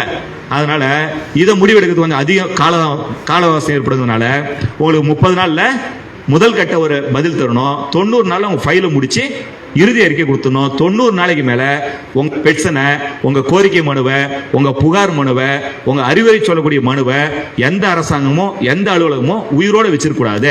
அது டெல்லி கவர்மெண்டா இருந்தாலும் சரி, ஸ்டாலின் கவர்மெண்டா இருந்தாலும் சரி, தமிழ்நாடு அரசாங்க அலுவலகமா இருந்தாலும் சரி, மத்திய அரசாங்க அலுவலகமா இருந்தாலும் சரி, 90 நாளைக்கு மேல உங்க மனுவை உயிரோட வச்சிருக்கிறது அனுமதி, அதிகாரம் சட்டத்தில் இல்லை. 3 நாள் என்ன தரணுங்க? 30 நாள்ல என்ன தரணும்? பதில். 90 நாள்ல ஃபைல முடிச்சு இறுதி அறிக்கை நமக்கு தரணும். அந்த பதில நமக்கு இலவசமா தரணும். பதில இலவசமா தரணும். இது அரசு ஊழியர்கள் செய்ய மாட்டாங்க, செய்யவே மாட்டாங்க, எந்த காலத்திலும் செய்ய மாட்டாங்க. செய்ய வைக்கணும். மனு எழுதுறதுக்கு முன்னாடி நீங்க ஒரு விஷயத்தை யோசிக்கணும். நான் பெர்சன் போட்டேங்க, பதில் இல்லைங்க, இனிமேல் இந்த ஆஃபீஸுக்கு பெர்சனே போட மாட்டேங்க அப்படின்னு சோர்ந்து போயிடாதீங்க. நான் சம்பளம் தர முதலாளியா, என் வேலைக்கார பையலுக்கு நான் இப்ப வேலை வைக்க போறேன். என் வேலைக்காரன்ட்டு நான் ஒரு பெர்சன் கொடுக்க போறேன். அவனை வேலையை செய்ய வைப்பேன், எனக்கு பதில் சொல்ல வைப்பேன். நான் பாரு பேப்பர் எடுத்துட்டேன், பேனா எடுத்துட்டேன், பதில் வாங்க விட மாட்டேன் அப்படின்னு நீங்க உறுதி எடுத்துக்கிட்டு உங்க பேப்பர் பேனா எடுத்தீங்கன்னா உங்களுக்கு பதில் வந்துடும். நம்ம வழக்கமா நம்ம ஊர்ல ரோடு இல்லை, பெர்சன் கொடுப்போம். யார்கிட்ட தருவோம்? என்னங்க? பிடிஓட்ட அல்லது கலெக்டர் கொடுப்போம். அவங்க வாங்கி என்ன பண்ணுவாங்க? கலெக்டர் கொடுத்தா வாங்கி பிடிஓ கொடுப்பார். பிடிஓ ஊராட்சி செயலர் கொடுப்பார். ஊராட்சி செயலர் வடகட்ட போண்டா தூக்கி போட்டுருவார். பெர்சன் போட்ட நம்ம கிட்ட ரோடு இல்லை, கம்ப்யூட்டர் மாட்டே, அதெல்லாம் தலைவர் பார்த்துக்குவாரியா, சும்மா நீ ஏன் பெர்சன் போட்டுருன்னு சொல்லிட்டு தூக்கி எரிஞ்சிருவார். இது வழக்கமா நடைமுறை இல்லைங்களா? இப்ப நான் ஒரு மெத்தட் சொல்றேங்க. சின்னதாக ரொம்ப எளிமையான விஷயம். ஆனால் லெட்டர் பேட் பயன்படுத்துறீங்களா? அவங்களாம் கிளை பொறுப்பாளர்கள் லெட்டர் பேட் பயன்படுத்துறாங்களா? நிர்வாகிகள் தான் சொல்கிறோம். ஒரு மனு கொடுக்குள்ள பொறுப்பில் இருக்கவங்க அண்ணன்ட்ட அனுமதி வாங்கிட்டு, தலைவர்கிட்ட அனுமதி வாங்கிட்டு லெட்டர் பேட் பயன்படுத்துங்க. மற்றவர்கள் ஒரு மனு தயார் பண்ணக்குள்ள பேப்பர் எடுக்கிறீங்க, பேனா எடுக்கிறீங்க, டைப் பண்ணி அனுப்புறீங்களா? டைப் பண்ணி தானே அனுப்புறீங்க. டைப் பண்ணக்குள்ள என்ன பண்ணீங்கன்னா, அனுப்புனர் உங்க பேர் முழு முகவரி தபால் வர மாதிரி, பெறுநர் 4 வரி கேப் விட்டுங்க. 4 வரி மேல் மாடி நிறைய பேருக்கு காலியா இருக்கு. யாருக்கு? அதிகாரத்தில் இருக்கவனுக்கு. அதிகாரத்தில் இருக்கவனுக்கு நிறைய பேருக்கு மேல் மாடி காலியா இருக்கு. மேல் மாடி புரியுதுங்களா? மூலம் இல்லாதவங்க மேல உட்கார்ந்துருக்கிறான். அந்த மாதிரி பெறுநர் முகவரி 4 வரி கேப் விட்டுங்க. பொருள், எங்களுடைய கிராமத்திற்கு சாலை வசதி செய்து கொடுக்க கோரி, சாலை வசதி ரோடு போட்டு கொடுக்க கோரி மனு. அன்புடையர் வணக்கம். திருவண்ணாமலை மாவட்டம் செங்கம் தாலுகா, செங்கம் ஊராட்சி ஒன்றியம், இந்த இடத்துல இருந்து இந்த இடம் வரைக்கும் ரோடு இல்லாமல் இருக்கிறோம். இதனால விவசாயிகள் பாதிக்கப்படுறோம், பொதுமக்கள் பாதிக்கப்படுறாங்க, ஸ்கூலுக்கு போறவங்க, பள்ளிக்கூடத்துக்கு போற மாணவ மாணவிகள் பாதிக்கப்படுறாங்க. நடுவில் ஒரு ஓடை இருக்கு, அதுல மழை காலத்தில் வெள்ளம் வந்துருது, பாதிப்புலாம் பெருசா இருக்கு. இது ஒரு பேராகிராஃப். நமக்கான பாதிப்பு என்னங்கிறது. இந்த ரோடு போட்டா மக்களுக்கு ரொம்ப பயனுள்ளதா இருக்கும். மக்கள், மாணவ மாணவிகள், விவசாயிகள், தொழிலாளர்கள் பயன்படுத்துவாங்க. இந்த ரோடு போட்டால் நிறைய பொருளாதாரம் உயரும். இந்த ரோடு போட்டால் மக்களுக்கு பயனுள்ளதாக இருக்கும். இது 2வது பேரா. 3வது பேரா முடிக்க போகிறோம். எனவே மேலே கண்ட சாலை வசதியை செய்து கொடுக்க வேண்டுமாய், மேலே கண்ட கிராமத்திற்கு மேலே இந்த இடத்துல இந்த இடம் வரைக்கும் சாலை வசதி செய்து கொடுக்க வேண்டுமாய் அன்புடன் கேட்டுக்கொள்கின்றோம். அன்புடன் கேட்டுக்கொள்கின்றேன். நாமெல்லாம் அடுத்தவங்களுக்காக கேட்கிறோம், பொது விஷயத்துக்கு கேட்கல, பொதுவாகவே கேட்போம். கேட்டுக்கொள்கின்றோம். தங்கள் உண்மை உள்ள எழுதிட்டீங்களா? கையெழுத்து போடணும்ல, போடாதீங்க, இடம் நாள் போட்டுங்க. இது அப்படியே நேராக ஜெராக்ஸ் கடையில் போய் இந்த மனுவை ஒரு 50 ஜெராக்ஸ் எடுத்துங்க. எத்தனை ஜெராக்ஸ்? எத்தனைங்க? உங்களுக்கு எவ்வளோ கோபம் இருக்கோ அத்தனை ஜெராக்ஸ் எடுத்து வச்சுக்கிட்டு ஒரு சின்ன பேப்பர் எடுத்துங்க. பேப்பர் எடுத்து பேனா எடுத்துக்கிட்டு இப்போ யோசிங்க, இந்த பெர்சன் யாருக்கு போடலாம்? இந்த ரோடு போடுற அதிகாரம் யாருக்கு இருக்கு? பிடிஓ கீழே அவன் இருக்கான். பஞ்சாயத்துல நம்ம ஊர் லெவல்ல பஞ்சாயத்து செக்ரட்டரி இருக்கான், பஞ்சாயத்து தலைவர் இருக்கிறான். பஞ்சாயத்து செக்ரட்டரி மேலே யார் இருக்கிறான்? ஏபிடிஓ இருக்கிறான், ஓவர்சியர் இருக்கிறான், என்ஜினியர் இருக்கிறான். அப்படியே உங்க பேர்லாம் அட்ரஸ்லாம் எழுதுங்க. பேப்பர் பேனா எடுத்துட்டோம்ல, மனு 50 ஜெராக்ஸ் தனியாக வச்சுட்டோம். இப்போ பேப்பர் பேனாலாம் எடுத்துக்கிட்டு யார் யாருக்கெல்லாம் மனு அனுப்பலாம்னு சொல்லி இப்போ நம்ம யோசிச்சுட்டு நம்ம ஒரு பஞ்சாயத்து செக்ரட்டரி, பஞ்சாயத்து தலைவர், ABDO, overseer, engineer, union engineer, zonal பிடிஓல 2 பேர், பஞ்சாயத்துக்கு ஒரு பிடிஓ, ரெகுலர் பிடிஓ, ஸ்கீம் பிடிஓன்னு இருக்கான். பிடிஓக்கு மேலே யார் இருக்காங்க? பஞ்சாயத்துல சேர்மேனு, மாவட்ட அளவில், திருவண்ணாமலை மாவட்ட அளவில், கலெக்டர் ஆஃபீஸ் லெவலில் இல்ல, பஞ்சாயத்துல மட்டும் என்னங்க? ஏடி பஞ்சாயத்து, பஞ்சாயத்துக்கு ஒரு பிஏ இருக்காரு, கலெக்டருக்கான பிஏ, மாவட்ட ஆட்சியர் நேர்முக உதவியாளர், டெவலப்மெண்ட் ஒருத்தருக்காரு, பிஓ மாவட்ட திட்ட அலுவலர். இந்த மாதிரி நிறைய பேர் மாவட்டத்தில் ஒரு 10 தம்பிகள் இருப்பாங்க. மாவட்டத்தில் ஒரு பொறியாளர் இருப்பாரு. நபார்டுக்கு ஒரு அதிகாரி இருப்பாங்க. நபார்டு ரோடு போட்டு தருவோம். இந்த மாதிரி நமக்கு தெரிஞ்ச அதிகாரி பேர்லாம் எழுதிக்கிறோம். மெட்ராஸில், சென்னையில் பஞ்சாயத்துக்கு யார் அதிகாரிகள் இருக்காங்க? நமக்கு தெரிஞ்ச ஆபீசர் பஞ்சாயத்துக்கு திட்ட இயக்குனர் பொன்னையாவா இருக்காரா இன்னும்? அப்படிங்களா? இருக்காரா? சரி, ரொம்ப நாளா இருக்காரு, அதனால கேட்டேன். அதிகாரிகள் ரொம்ப நாள் இருக்கிறது சந்தேகம். அதுவும் பேர் சொல்றதுக்கு இருக்கிறது பெரிய ஆச்சரியமான விஷயம். செயல்படாத பொன்னையா இருக்காரு. பொன்னையாவுக்கு மேல ஊரகவளர்ச்சித்துறை இயக்குனருக்கு மேல யார் இருக்காங்க? ஒரு கவர்மெண்ட் செக்ரட்டரி இருப்பார். அரசாங்க முதன்மை செயலாளர், தலைமைச் செயலாளர் லெவல்ல பஞ்சாயத்துக்கு ஒரு முதன்மை செயலாளர் இருப்பார்.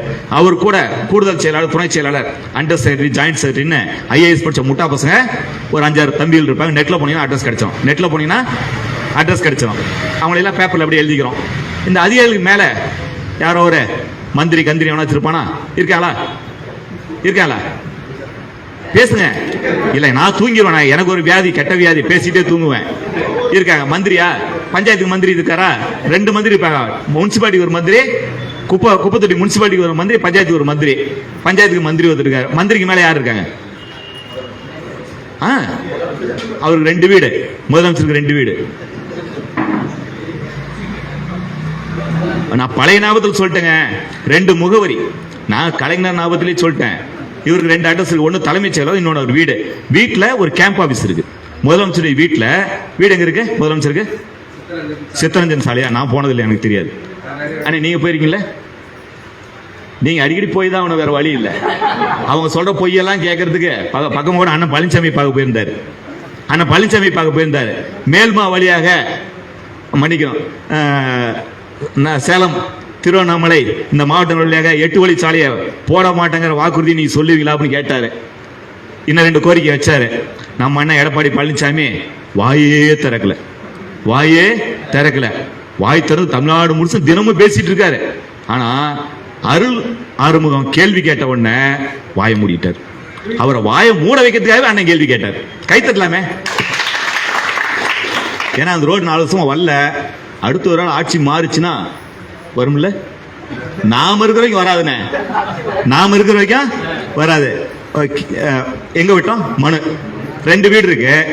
ஒன்னு அவர் வீட் 2 முகவரி இருக்கு. ஒன்னு வீட்டில் இருக்க கேம்ப் ஆஃபீஸ், இன்னொன்று தலைமைச் செயலகம்.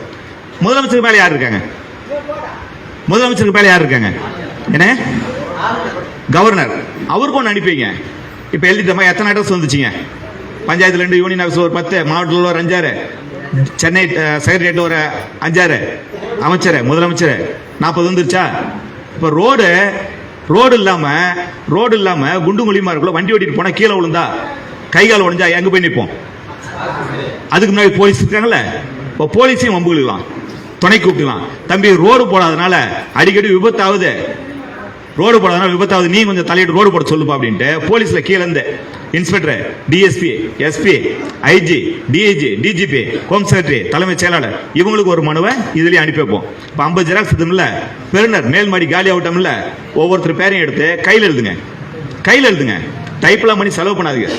டைப்லாம் பண்ணி செலவு பண்ணக்கூடாது. கையில் எழுதிட்டீங்களா? கீழே கையெழுத்து போடாம காலியா இருக்குல்ல, இப்போ 50% ஃபில் பண்ணியாச்சு.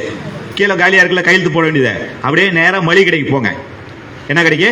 பொட்டி கடைக்கு, மளிகை கடைக்கு போயிட்டு பச்சைங்க பேனா ஒன்று வாங்க. என்ன இங்க பேனா? அப்படி பின்னாடி ஒரு பாயில் எடுத்து கொடுங்க. போன முறை பேசுனது லாபமா இருக்கு. பச்சைங்க பேனா யார் எல்லாம் கவர்மெண்ட்ல சம்பளம் வாங்கலையோ, நீங்க யாரும் கவர்மெண்ட்ல சம்பளம் வாங்கினீங்களா? யாரும் இல்லை. நீங்க எல்லாம் பச்சைங்களை இருந்து கையெழுத்து போடலாம். இன்னிலிருந்து நீங்க எல்லாரும் பச்சைகளை கையெழுத்து போடுவ அதிகாரத்தை அருள் ஆறுமுகம் மூலமாக உங்களுக்கு சட்டம் கொடுத்திருக்கின்றது. என்ன கொடுத்திருக்க? இன்று முதல் பச்சை மயில கையெழுத்து போற அதிகாரத்தை பச்சை துண்டு போட்டவங்க எல்லாத்துக்கும் பச்சைகளை கையெழுத்து போற அதிகாரத்தை கொடுத்திருக்கிறோம். தைரியமா இனிமேல பச்சைங்களை உரிமையா கையெழுத்து போடுங்க. போகல திருப்பிங்க மறக்காம இல்ல கொடுத்துறேன். பச்சைகளை கையெழுத்து போட்டு மேல் மாடி காலி ஆகிட்டீங்களா? ஒவ்வொருத்தர் பேர் எழுதிட்டீங்களா? முதலமைச்சர், தலைமைச் செயலகம் சென்னை 9, ஆளுநர் கிண்டி சென்னை. பின்கோட்லாம் நீங்க சரியா போன அவசியம் இல்ல. போஸ்ட்மேன் கண்டுபிடிச்சு அனுப்பிடுவார். போஸ்ட்மேன் கண்டுபிடிச்சு தமிழ்நாட்டுக்கு ஒரே ஒரு ஆளுநர் தான். மெட்ராஸ்ல 180 பின்கோடு 200 பின்கோடு இருக்கு. நீங்க அதெல்லாம் தேடிட்டு இருக்க தேவையில்லை. கவர்னர் கிண்டி, கவர்னர் மாளிகை சென்னை அப்படின்னு போட்டா போஸ்ட்மேனை கரெக்டா கண்டுபிடிச்சு கொடுத்துருவாரு. நல்வினை ராசியுடன் போட்டா தபால் எனக்கு நாளை திங்கக்கிழமை காலையில் வந்துடும். நீங்க அட்ரஸ் பின்கோட்லாம் போட்டீங்கன்னா மதியம் 4 மணிக்கு கிடைக்கும். ரேஸ் போஸ்ட் ஸ்பீட் போஸ்ட் அனுப்பினா 5 மணிக்கு கிடைக்கும். சாதா தபால் ஒரு போஸ்ட் கார்டு 50 போஸ்ட் கார்டு வாங்கி நல்வினை ராசிபுரம் அப்படின்னு போட்டீங்கன்னா அடுத்த நாள் காலையில் எனக்கு கட்டாயம் கிடைக்கும். 9 மணிக்கே கிடைக்கும். எத்தனை மணிக்கு? அட்ரஸ்லாம் கரெக்டாக தானே சாயந்தரம் கிடைக்கும். அதனால நீங்க அஞ்சல் துறையை நம்பலாம், அஞ்சல் துறையை தைரியமா நம்பலாம். அட்ரஸ்லாம் முழுசா எழுதுங்கிற அவசியம் இல்லை. அதிகாரிகளுக்கு கலெக்டர் திருவண்ணாமலை போய் சேர்ந்துரும். ஏன்னா திருவண்ணாமலையில் ஒரே ஒரு கலெக்டர் தான், கரெக்டா போய் சேர்ந்துரும். அட்ரஸ் எழுதுலாம் நம்ம அதிகமா அறிவை பயன்படுத்த தேவையில்லை. பெட்ரோல் இருக்கு வேணா, கோவப்படாமல் இருக்குது வேணா அறிவை பயன்படுத்தலாம். 50 தபாலையும் கையில் எழுதிட்டீங்க, கையெழுத்து போட்டீங்க. இது அப்படியே நேராக போய் போஸ்ட் ஆஃபீஸில் ஸ்பீடு போஸ்ட்ல, என்ன போஸ்ட்ல, ரேஸ் போஸ்ட்ல அனுப்புனா எவ்வளோ செலவாகுங்க? ஒரு தபாலுக்கு 30 ரூபா, 50 தபாலுக்கு 1500 ரூபாய். 1500 ரூபாய் செலவு பண்ணி நம்ம ஊருக்கு ரோடு போறதுக்கு செலவு பண்ணிட்டு வீட்டுக்கு போனா வீட்டுக்காரமா நமக்கு சோறு போடுவாங்களா? மொத்திடுவாங்கல்ல. அதனால செலவு கொஞ்சம் கம்மியா பண்ணலாம். போஸ்ட் ஆஃபீஸ் போனீங்கன்னா 5 ரூபா கவர் ஸ்டாம்ப் ஒட்டி தருவாங்க. 5 ரூபா கவர் ஸ்டாம்ப் ஒட்டி தருவாங்க. அந்த கவரை வாங்கி 50 தம்பிங்களுக்கும் அட்ரஸ் எழுதி பொட்டியில போட்டு வந்துருங்க. மறக்காம ஜெராக்ஸ் எடுத்துங்க, மறக்காம ஜெராக்ஸ் எடுத்துங்க. இப்ப நம்ம தபால் அனுப்பியாச்சா? கவர்மெண்ட் ஆபீஸ்ல தபால் போட்டா மனு கொடுத்தா அது போண்டா கடை தானே போவோம். கலெக்டர் ஆபீஸ்ல மனு கொடுத்தா போண்டா கடை தான் போவோம். தாலுகா ஆபீஸ்ல போண்டா கொடுத்தா வடத்தோடு தான் போவோம். போலீஸ் ஸ்டேஷன்ல பெட்ஷன் போட்டா குப்பத்தொட்டி தான் போவோம். முதலமைச்சர் உங்களுடன் ஸ்டாலின் திட்டத்தில் மனு கொடுத்தா ஆத்துல தான் கிடக்கும், ஓடையில தான் கிடக்கும். நமக்கு தெரியும், நமக்கு தான் தெரியும் இல்ல. நம்ம வேலைக்காரன் என்னெல்லாம் தப்புன்னு நமக்கு தெரியும் இல்ல. நாம எரும மாட்டியே வச்சு வேலை வாங்கினவங்க, எரும மாட்டை வச்சே நம்ம பால் கறந்தவங்க. விவசாயிகள் யாரு? எரும மாட்டை வச்சே பால் கறந்தவன் இந்த எருமையை நமக்கு மேய்க்க தெரியாதா? அதனால ஜெராக்ஸ் எடுத்து வச்சுக்கணும், ஜெராக்ஸ் எடுத்து வச்சுக்கணும். இப்ப மனு அனுப்பிட்டோமா, அனுப்பிட்டு ஒரு 10 நாள் கழிச்சு ஆர்டியில தகவல் அமைச்சரத்துல கவர்னருக்கு ஒரு ஓலை, யாருக்கு? கவர்னருக்கு. எல்லா தமிழும் ஒரு ஓலை, தம்பி போன மாசம் 1ஆம் தேதி என் ஊருக்கு ரோடு போட சொல்லி கவர்னர்கிட்ட ஒரு பென்ஷன் கொடுத்தேன். அந்த பென்ஷனை கவர்னர் மாநில வாங்கிட்டு என்ன புடிங்க கத்த கட்டின அப்படின்னு தகவல் அமைச்சரத்துல கேள்வி கேட்டா என்ன ஆகும்? முதுகு புண்ணாயிரும். அப்படியே கொஞ்சம் நாசுக்கா போன மாசம் 1ஆம் தேதி ஒரு மனு கொடுத்தாங்க.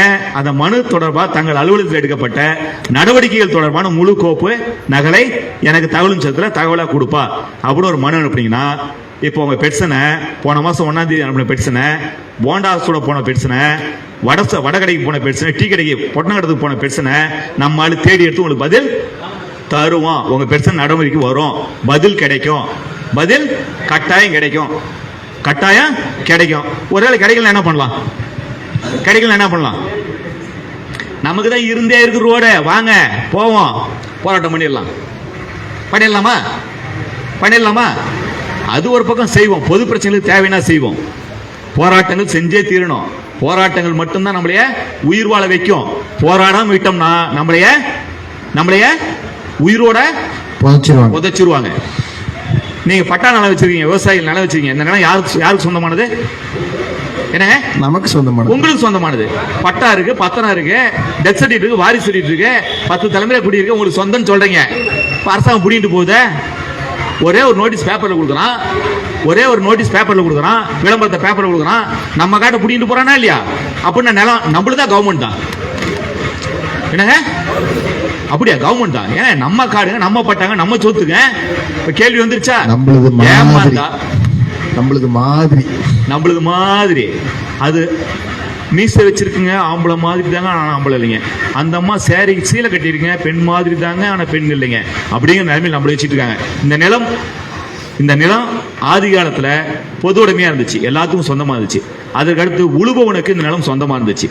யார் விவசாயம் பண்ணானோ விவசாயம் பண்ண விவசாயிக்கு யார் பயன்படுத்தினா அவங்களுக்கு சொந்தமா இருந்தது. அதற்கடுத்து ராஜா சொன்னாரு, இது ராஜாவுக்கு சொந்தமான சொத்து. யாருக்கு சொந்தமானது? ராஜாவுக்கு சொந்தமான சொத்து. நீ குடியானவன், உனக்கு வரி கட்டிட்டு அரசாங்கத்தை ராஜாவோட அனுமதியோடு நீங்க விவசாயம் பண்ணிக்கலான்னு கொஞ்சம் மாறுச்சு. அதற்கடுத்து நிலம் உங்களுக்கு தான், உங்களுக்கு பட்டா கொடுத்தாச்சு, பத்திரம்லாம் பண்ணிக்க, ஆனா எனக்கு வேணா பிடிங்குவேன், எனக்கு வேணா பிடிங்குவேங்கிற அளவுக்கு நம்ம நிலத்தை, நம்ம உரிமைய, நம்ம உயிருக்கு மேல நினைக்கிற மண்ணை இந்த அரசாங்கம் சட்டப்படி புடுங்குவன்னு ஆசைப்படுறான். அந்த மாதிரி நேரத்தில் போராடித்தான் ஆகணும். போராடாம உயிர் வாழவே முடியாது. போராட தவறுனா நம்மளே கொண்டு போய் அமெரிக்காக்காரன்ட்ட வித்துருவாங்க, வேற எங்கேயாச்சும் அடமானம் வச்சிருவாங்க. ஏற்கனவே நம்ம தலையில பல கோடி கடன் வாங்கிட்டோம். முன்னையாச்சும் 5000-10,000 கடன் இருந்தது, பல லட்சக்கணக்கில் போயிடுச்சு. அங்க போனா நான் திசை மாறிடுவேன். அண்ணா அருள் கோச்சிக்குவாரு, நேரம் குறைவா இருக்கு, டைம் என்னங்க சொல்ல சொன்னால நல்லது. இப்ப ஆர்டிஐல பெட்டிஷன் போட்டீங்கன்னா உங்க மனுவை தேடி கண்டுபிடிச்சு பதில் கொடுத்துருவாங்க. கொடுக்கல அப்படின்னா ஒன்னும் பெரிய விஷயம் இல்லை. முன்ன என்ன சொன்ன, 3 நாள்ல ஒப்புகைச்சீட்டு, 30 நாள்ல பதில், 90 நாள்ல இறுதி முடிவு. என்ன முடிவு? இறுதி முடிவு. 90 நாள் இறுதி முடிவு நம்ம அதிகாரி எடுக்கலனா நம்ம ஆட்சியில் கேட்கணும். நம்மளால என்ன சொல்லுவானா, நம்ம அதிகாரிகள் எப்பயுமே தப்பாவே பதில் சொல்லி தப்பாவே வாழ்ந்தவர்கள். நீங்க தகவல் சட்டத்தில் மனு கொடுத்தீங்கன்னா நம்ம அரசு ஊழியர் மிக தெளிவா சொல்லுவாரு, கோப்பு நிலுவையில் உள்ளது, உங்கள் மனு பரிசீலனையில் உள்ளது, உங்கள் மனு மீது நாங்கள் நடவடிக்கை எடுத்துக் கொண்டிருக்கின்றோம். எவ்வளவு நாளா நீங்க மனு கொடுத்தீங்கன்னா உங்க பேரம்பேத்தி காலம் வரைக்கும் நம்மால் இதே தான் சொல்லிட்டு இருப்பான், முடிவு எடுக்கவே மாட்டான், பதில் சொல்லவே மாட்டான். இப்படி ஒரு பதில் நம்மால் சொல்லணும்னு ஆசைப்படுங்க. சொல்லிட்டான் அப்படின்னா அதை வாங்கி வச்சுக்கங்க. சட்டமே அவன் பேசக்கூடாது. தம்பி எனக்கு சட்டம் தெரியும்பா, 3 நாள்ல ஒப்புவிச்சிட்டு 30 நாள்ல பதில், 90 நாள் இறுதி முடிவு. ஜீவோ சொல்ல தெரியுமா, சட்டம் சொல்ல தெரியுமா, ஏன் செய்யல அப்படிலாம் கேட்கக்கூடாது.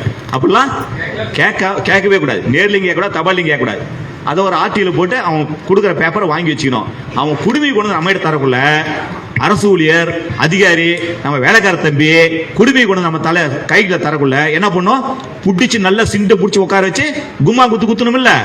90 நாள் முடிஞ்ச பிறகு ஆர்டியில் அவன் சொல்ற பதில, கோப்பு நடவடிக்கையில் உள்ளது, இறுதி முடிவு எடுக்கல, நாங்க விசாரிச்சுட்டு இருக்கிறோம், நடவடிக்கை எடுத்துக்கிறோம் ஒரு பதில் சொன்னானா வாங்கி வச்சுக்கணும். அப்படிதான் சொல்லுவான் பதிலே சொல்லுவான். வாங்கி வச்சுக்கிட்டு அடுத்து ஒரு புகார் மனு. என்ன பண்ணுங்க, புகார் மனு 90 நாள் இறுதி முடிவு எடுத்திருக்கணும் அப்படின்னு சட்டம் சொல்லுது. யார் சொல்றாங்க? சட்டம் சொல்லுது. 30 நாள் பதில் தரணும் சட்டம் சொல்லுது. இந்த வேலைக்கார பையன், என் வேலைக்காரன், இந்த அரசு ஊழியர் எனக்கு சட்டப்படி 30 நாள்ல பதில் தரல, 3 நாள் ஒப்பிச்சுட்டு தரல, 90 நாள் என் ஃபைலை க்ளோஸ் பண்ணல, அந்த காப்பி எனக்கு தரல, 100 நாள் கழிச்சு 150 நாள் கழிச்சு கூட இன்னும் விசாரிச்சிருக்கேன்னு சொல்றாயா. இவன் ஒழுக்கம் கெட்டு போயிட்டான், சட்டத்தை மீறிட்டான், குத்தம் பண்ணிட்டான், குற்றம் பண்ணிட்டான், இவன் மேல ஒழுங்கு நடவடிக்கை அப்படின்னு ஒரு புகார் கொடுத்தீங்கன்னா நம்ம அதிகாரி என்ன சொல்லுவார்னா, நம்ம ஆபீசர் என்ன சொல்லுவார்னா, விவசாயி அவர்களே, உங்க ஊர்ல மழை வந்துருச்சுங்க, புயல் அடிச்சதுங்க, அங்க போய் உட்கார்ந்ததுனால எங்களால் இந்த மனுவை சரியா கவனிக்க முடியல, மன்னிச்சிங்க, இனிமேல் சட்டப்படி நாங்க வேலையை செய்யறோம் அப்படின்னு சொல்லிட்டு ஒரு மன்னிப்பு கடிதத்தை நமக்கு தருவாங்க. 3 மன்னிப்பு கடிதம் கொடுத்தா அவரு சஸ்பெண்ட் ஆயிடுவாரு. 3 மன்னிப்பு கடிதம் கொடுத்தாருன்னா மெமோ கொடுப்பாங்க, எக்ஸ்பிளனேஷன் தருவாரு. இப்படிதான் மன்னிப்பு கேட்டவனு வேற வழியே கிடையாது, வேற வழியே கிடையாது. அதிகாரிக்கு, நம்ம ஆபீசருக்கு, நம்ம வேலைக்கார தம்பிக்கு வேற வழியே கிடையாது. மெமோ கொடுப்பாங்க, கட்டாயம் மெமோ கொடுப்பாங்க. அவர் என்ன பதில் சொல்லுவார்னா, வேலை அதிகமாக இருந்துச்சு, உங்களோட முதலமைச்சர் ஸ்கீம்ல மனு வாங்க போயிட்டோம், புயல் அடிச்சது, வெள்ளம் வந்தது, மழை பெஞ்சது, மேல்மா விவசாயிகள் போராட்டம் பண்ணிட்டு அதெல்லாம் பார்த்துட்டு இருந்தோம், அதனால உங்க மனுவுக்கு உரிய காலத்தில் பதில் கொடுக்க முடியல, எதிர்காலத்தில் இனிமேல் இப்படிப்பட்ட தவறு நடக்காமல் சரியாக பதிலளிக்கணும் என்று உறுதியளிக்கின்றோம் அப்படின்னு ஒரு பதில் கொடுத்து தப்பிச்சுக்குவான். 3 பதில் 3 முறை மன்னிப்பு கேட்டா என்ன பண்ணுவாங்க? ஒழுங்கு நடவடிக்கை எடுத்துருவாங்க, சஸ்பெண்ட் ஆயிடுவாரு, சம்பளத்தை குறைச்சிருவாங்க, பதவி உயர்வு பாதிக்கும். ஒரு அரசாங்க ஊழியர், ஒரு ஆபீசர் நம்ம மனுவில் இந்த மாதிரி எவ்வளவு மெமோ வாங்க முடியும்? யாரும் அப்படி புகார் தரதில்ல, யாரும் அப்படி சிண்டை பிடிச்சி உட்கார வச்சு புகார் தரதில்ல. கொடுக்க வச்சோம்னா நடவடிக்கை வந்துடும். வர வைக்க முடியும், வர வைக்க முடியும். உங்களால மட்டும்தான் முடியும். யாரால முடியும்? நீங்க மட்டும் தான் செய்ய முடியும், வேற யாரும் செய்ய போறது இல்லை. ஏன்னா நாம முதலாளி. யாருக்கு? இந்த அரசாங்க ஊழியருக்கு, இந்த அதிகாரிகளுக்கு, அதிகாரின்னு சொல்லிட்டு இருக்கிற பொது ஊழியர்னு சொல்லிட்டு கூடிய இந்த அரசு ஊழியர்களுக்கு சம்பளம் தர முதலாளி நாம. முதலாளி சரியா வேலை வாங்கினா வேலைக்காரன் சரியா வேலையை செய்வான். இந்த வேலையை நீ யார் யாரெல்லாம் செய்ய வைக்க முடியும்னா, நம்ம ஊர்ல, நம்ம கிராமத்துல, நம்ம விவசாயிகள் கூட பழகக்கூடிய அக்ரி ஆபீசர், மனையக்காரன், பள்ளிக்கூடத்து வாத்தியார், பஞ்சாயத்து நிர்வாகம், உள்ளாட்சி நிர்வாகம், இவர்கள் எல்லாத்தையும் நீங்க மனு ஆயுதம் மூலமா தகவல் சட்டத்தை பயன்படுத்தி கேள்விகளை கேட்க முடியும், வேலை வாங்க முடியும். இது எல்லாத்தையும் நம்ம செய்யணும்னா நமக்கு என்ன தேவை? கொஞ்சம் பேப்பர் பேனாவை எடுத்து எழுத வைக்கிறோம். படிக்கல, தவறே கிடையாது. நம்ம அப்பா அம்மா படிக்க வைக்கல, நாமளும் படிக்காம விட்டோம், தப்பே கிடையாது. என்னுடைய தந்தை பள்ளிக்கூடத்து பக்கத்தில் போகாத மனிதர், என்னுடைய தந்தை பள்ளிக்கூடத்து பக்கத்தில் போகாத மனிதர். 9 மொழி பேசுவார், 9 மொழி பேசுவார், 6 மொழிகள் எழுத படிக்க தெரியும். மலைக்காக கூட பள்ளிக்கூடத்து பக்கத்தில் ஒதுங்கினதே கிடையாது. முயற்சி பண்ணா முடியும். படிச்சவங்க முயற்சி பண்ணவே மாட்டாங்க, படிக்காத மனிதர்கள், குறைவாக படித்தவர்கள், எளிய விவசாயிகள், நீங்க அதிகமாக வேலை செய்வீங்க. கொஞ்சம் அப்படியே முயற்சி பண்ணி பாருங்க. இந்த மனு அனுப்பக்குள்ள லெட்டர் பேட்ல கொஞ்சம் அனுப்புங்க. ஆர்டிஐ போடக்குள்ள சாதாரண பேப்பர்ல போடுங்க. கோரிக்கை மனுக்கள் கொடுக்குள்ள லெட்டர் பேட் கொஞ்சம் பயன்படுத்துங்க. லெட்டர் பேடை பார்த்தா இந்த அரசு ஊழியர்களுக்கு வைத்த கலக்கம், அதுவும் உழவர் உரிமை இயக்கம், இந்த லெட்டர் பேடை பார்த்தா எல்லாத்துக்கும் அடிவயிறு இல்லை, அது வரைக்கும் கலக்கும். நம்முடைய சகோதரி சமூக ஊடகங்களை பற்றி வகுப்படுத்திட்டு இருந்தாங்க. ரொம்ப அருமையான வகுப்பு. நான் பாதியில் வந்தனால கவனிக்க முடியல. ரொம்ப சிறப்பான வகுப்பு. தமிழக வரலாற்றில், இந்திய வரலாற்றில் ஒரு போஸ்ட் அடிக்காம, ஒரு மாநாடு போடாம, ஒரு விஐபி தலைவன் இல்லாம ஒரே நாள்ல 40,000 பேர் சேர்ந்த இயக்கம் 10 ரூபாய் இயக்கம். ஒரே நாள்ல 48 மணி நேரத்தில் 60,000 பேர் 10 ரூபாய்க்கு சேர்ந்தாங்க. காரணம் சமூக ஊடகங்கள், வாட்ஸ்அப், ஃபேஸ்புக் போன்ற சமூக ஊடகங்கள். சமூக ஊடகத்தில் பார்த்து, சோசியல் மீடியாவில் பார்த்துட்டு 10 ரூபாய்க்கு தூக்கினப்ப 48 மணி நேரத்தில் 60,000 பேர் சேர்ந்தாங்க. அவ்வளவு பெரிய மிகப்பெரிய வலிமையான ஊடகம் சமூக ஊடகங்கள். நம்ம செய்தி டிவியில் வரவே வேண்டாம், பேப்பரில் வரவே வேணாம். பாருங்க, லைவ் ஓடிட்டு இருக்கு. இங்க நாம 100 பேர் உட்காந்து பயிற்சி எடுத்துட்டு இருக்கோம். இந்த பயிற்சி வகுப்பை ஒரு 5,000 பேர் பார்த்துட்டு இருக்காங்க. ஒரு 5,000 பேர் பார்த்துட்டு இருக்காங்க. ஒரு 50,000 பேர் ஒரு வாரத்தில் பார்த்துருவாங்க. இப்ப டிவி நம்ம கையில் இருக்கு. டிவி நம்ம செல்போன். இது செல்போன் கிடையாது, சோசியல் மீடியா கிடையாது, டிவி, பேப்பர் எல்லாமே இதுதான். நாம சொல்ற செய்தி மக்கள்கிட்ட கொண்டு போக முடியும். ஒரு அருள் ஆர்வம்னு ஒருத்தர் விவசாயிகளுக்காக போராடினார். குண்டத்தலை போயிட்டார். அவரை நாங்கள் யாரும் பார்த்ததே கிடையாது. விடிய விடிய உட்காந்து அவருக்காக நாங்கள் போராடுறோம். எங்க உட்காந்து போராடுறோம்? செல்போன்ல. அவர் விடுதலையாகும் வரை அவருக்காக குரல் கொடுத்துட்டு இருக்கிறோம். தமிழ்நாடு முழுசும் உலகம் முழுசும் ஆயிரக்கணக்கான இளைஞர்கள் அருள் ஆறுமுகத்தை ஹீரோவை பார்க்கிறோம், மிகப்பெரிய அளவில் பார்க்கிறோம். எங்களுக்கு நிறைய பேர் சொல்றாங்க, அருள் ஆறுமுகத்துக்கு பின்னாடி யாருக்காங்க தெரியுமா, அருள் ஆறுமுகத்துக்கு யார் பணம் தந்தாங்க தெரியுமா? எங்க கவியரசு யார் பேர் சொன்னேன் சொல்லுங்க, அப்படியே வரக்குள்ள யார் பேர் சொன்னேன்? ரிலையன்ஸ் உளுந்தூர்பேட்டை டோல்கேட் ரிலையன்ஸ்காரன் வச்சிருக்கான். நான் 8 வழி பாதை போட்டா உளுந்தூர்பேட்டை டோல்கேட்டுக்காரனுக்கு வருமானம் கெட்டு போயிடும். உளுந்தூர்பேட்டை டோல்கேட் ரிலையன்ஸ்காரன் அருளுக்கு காசு கொடுத்து போராட வைக்கிறான். அவருக்கு பின்னாடி நக்சலைட்டுகள் இருக்கின்றார்கள், அவர்கள் இயக்கம் உழவர் உரிமை இயக்கம், நக்சலைட்டுகள் இயக்கம், இப்படிலாம் சொல்லிட்டு இருக்காங்கல்ல. இதெல்லாம் சொன்னதுனாலதான் அருள் ஆறுமுகத்தின் மீது எங்களுக்கு காதல் வந்தது. அவர் எங்களுடைய நண்பனாக தோழனாக நாங்க ஏத்திட்டோம். அவர் எப்ப கூப்பிட்டாலும் நாங்க வருவோம். எங்களை இணைத்தது சமூக ஊடகங்கள். அவர் நேர்மையானவர், சரியானவர் என்பதை காட்டியது அவர் மீது வச்ச குற்றச்சாட்டு. ரிலையன்ஸ்காரன் காசு கொடுத்தான் எப்ப அருள் ஆறுமுகம் மிக சரியான தலைவர், மிக சரியான தலைவர் அருள் ஆறுமுகம். அவருக்கு பணம் விவசாயிகள் பச்சை துண்டில் இருக்க எங்களை இணைத்து வைத்தது சமூக ஊடகங்கள். அண்ணா மிக தெளிவாக சொன்னார், சோசியல் மீடியாவில் போடுற ஒவ்வொரு செய்தியும் வழக்குகள் வரக்குள்ள பயன்படுத்தி சொன்னார். நீங்கள் செய்யக்கூடிய ஒவ்வொரு வேலையும் ஆவணப்படுத்துங்க. ஒரு செட் ஜெராக்ஸ் எடுத்து வைங்க. நீங்க உழைக்கிற ஒவ்வொரு உழைப்பையும் ஜெராக்ஸ் எடுத்து வைங்க, சோசியல் மீடியாவில் போடுங்க. இந்த நிகழ்ச்சி வந்துட்டு போனீங்க, ஒரு போட்டோ எடுத்து இந்த மாதிரி நிகழ்ச்சிக்கு போயிட்டு வந்தேன் அப்படின்னு வாட்ஸ்அப்ல ஃபேஸ்புக்ல போடுங்க. இந்த செய்தி பேப்பர் டிவியில் வர செய்தியை விட மிகப்பெரிய வலிமையா நிற்கும். தொலைக்காட்சியில் ஒரு நியூஸ் இந்த செய்தி நடக்க நிகழ்ச்சியை டிவியில போட்டாங்கன்னா ஒரு 30 செகண்ட் போடுவோம், அவ்வளவுதானே போடுவான்.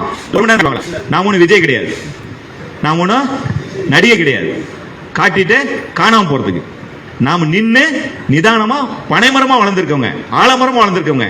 அப்படிங்கிற நமக்கு என்ன தேவைன்னா டிவி நியூஸ்லாம் தேவையில்லை, பேப்பர் நியூஸ்லாம் தேவையில்லை. நீங்க பேஸ்புக்ல போற ஒரு செய்தி ஆயிரக்கணக்கான பேர் போய் சேரும், வாட்ஸ்அப்ல போற செய்தி நூற்றுக்கணக்கான பேர் போய் சேரும், அவர்கள் மூலமாக பல்வேறு பேருக்கு போய் சேரும். இந்த செய்தி நின்று பேசும். ஒரு வருஷம் கழிச்சு பேஸ்புக் மறுபடியும் காட்டும், போன வருஷம் மேல் சங்கத்துல பிள்ளையார் கோயில்ல பயிற்சி வகுப்புல மனு எழுதுறது எப்படின்னு நல்வினி திட்டுதுன்னு தின்னாயா அப்படிங்கறத காட்டும். 2வது வருஷம் காட்டும், 3வது வருஷம் காட்டும், 4வது வருஷம் காட்டும். பேஸ்புக் இருக்கிற வரைக்கும் ஒவ்வொரு வருஷமும் இந்த நிகழ்ச்சியை எடுத்து காட்டும். டிவி 30 செகண்ட் நியூஸ் வரும், காணாம போயிடும். பேப்பர் நாளைக்கு டீ கடையில போட்டா கட்டி போட்டுருவான். ஆனால் சமூக நீங்க போடக்கூடிய செய்தி திரும்ப திரும்ப எல்லாத்திலையும் காட்டிட்டு இருக்கோம். இதை விட பெருசா என்ன வேணும்?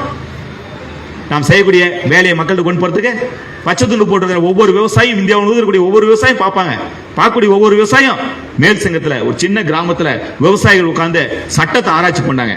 மக்களுக்கு நல்லது பண்றது, ரோடு போறதுக்கு, தகவல் சொல்றது எப்படி பயன்படுத்துது, எப்படி பெட்சம் போறதுன்னு விவசாயிகள், எளிய மனிதர்கள், படிக்காத சாதாரண மனிதர்கள் பேசினாங்க. அப்படிங்கிறத திரும்ப திரும்ப பேசக்குள்ள இந்த சட்டம், மக்களுக்கான கோரிக்கைகள், நம்முடைய நியாயங்கள் எல்லாத்தையும் போய் சேரும். இல்ல இதை பயன்படுத்தணும்.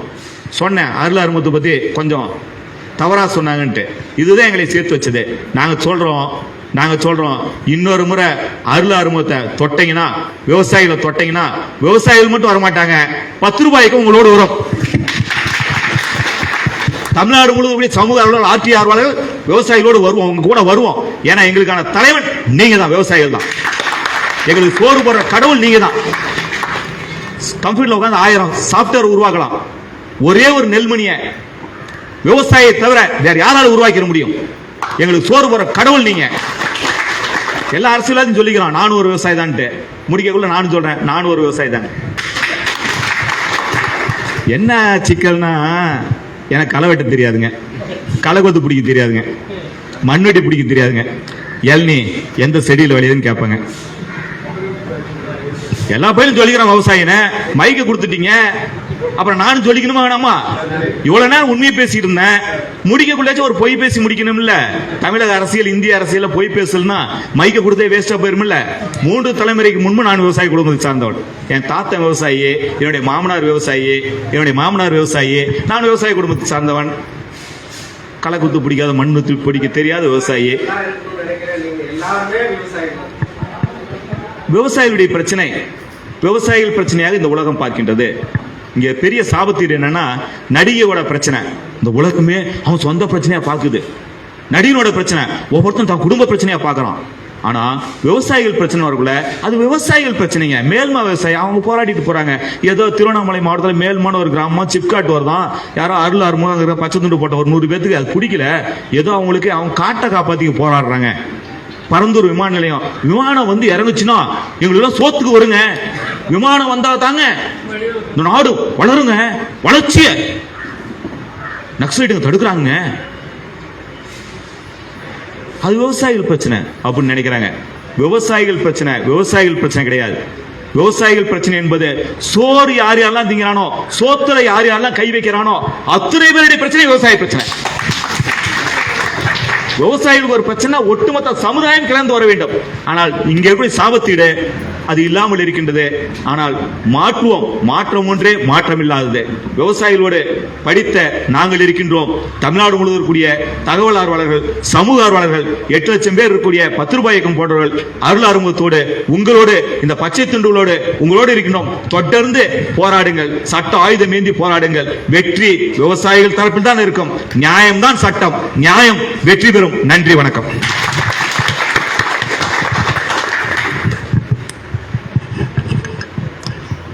மிக அருமையாக சொன்னாங்க. எல்லாரும் எந்திரிச்சு நின்று 2 பேருக்கும் சமூக வலைதளத்தை பற்றியும் நம்ம மனு எழுதுறது தகவல் பெறும் உரிமை சட்டத்தை பற்றியும் மிக சிறப்பாக பேசிய இருவருக்கும் மிகப்பெரிய அளவில் ஒரு கைத்தட்டு. போலீஸ் ஸ்டேஷன் கேட்கணும். நமக்காக இவ்வளவு தூரம் வந்து இங்க நேரம் ஒதுக்கி சரி சரி சரி நம்ம சமூக வலைதளத்தை பற்றி வகுப்பெடுத்த சுபத்ரா தேவிக்கு வந்து சானார்பாளையம் கிளை தலைவர் மீராபாய் அவர்கள் வந்து கௌரவிக்குவாங்க.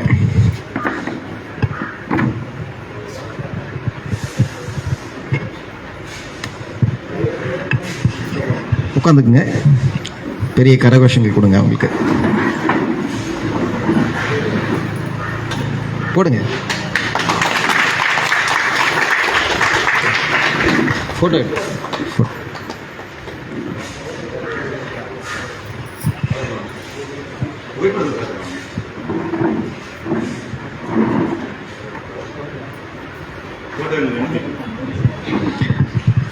அடுத்ததாக செங்கம் மேற்கு ஒன்றிய தலைவர் ராமதாஸ் அவர்கள் வந்து விஸ்வராஜ் ஐயா அவர்களுக்கு கௌரவிப்பார். சொல்லிடுவாங்க மேடம்.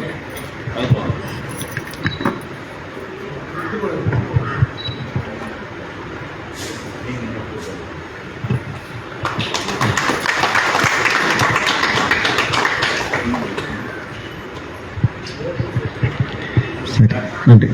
உட்காருங்க.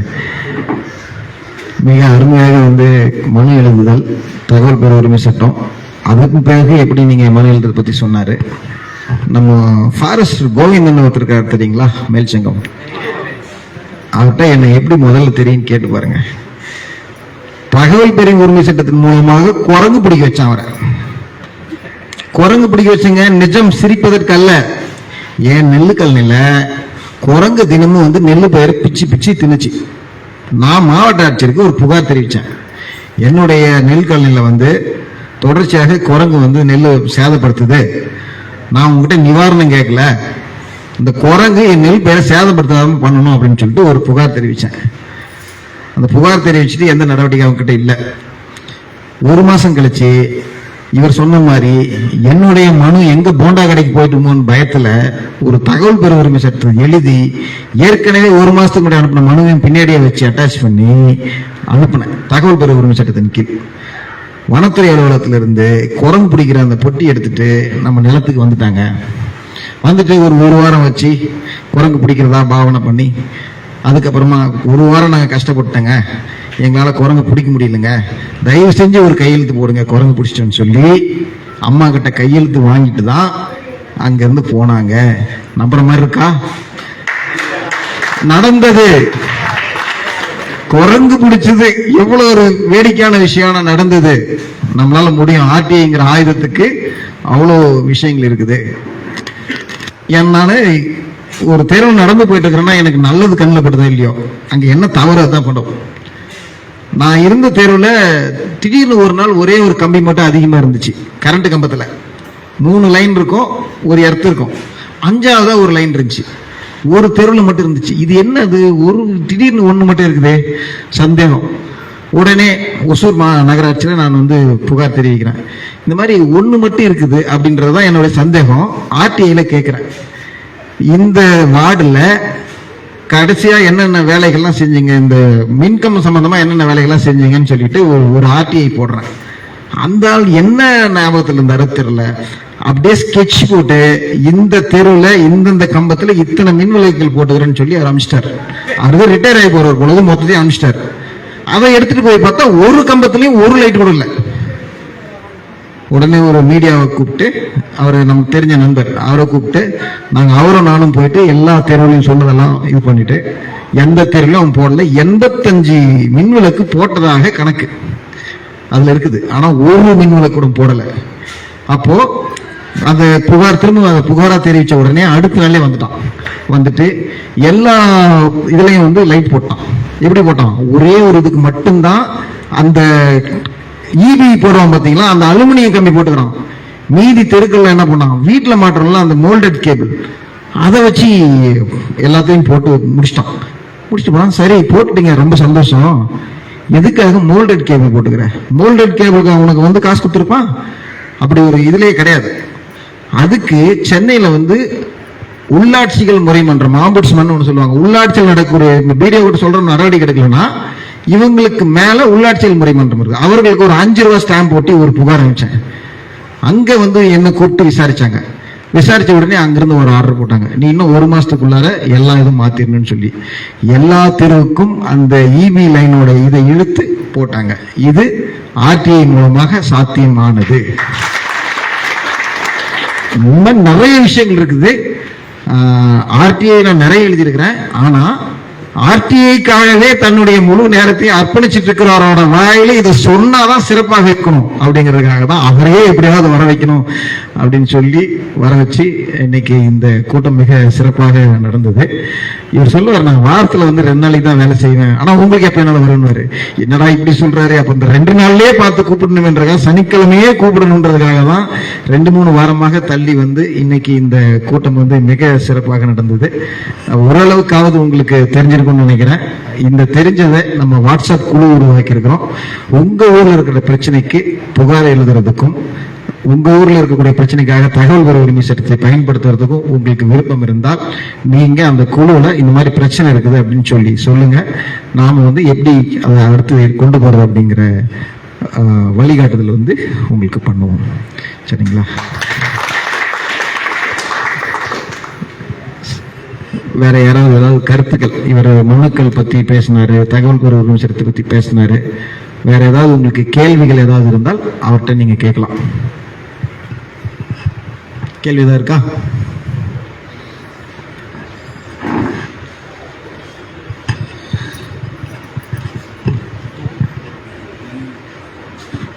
இங்கே வந்திருக்கும் அனைத்து விவசாய பெருமக்களுக்கும் என் மனமார்ந்த நன்றி. நான் டைரக்டா போயிடுறேன்.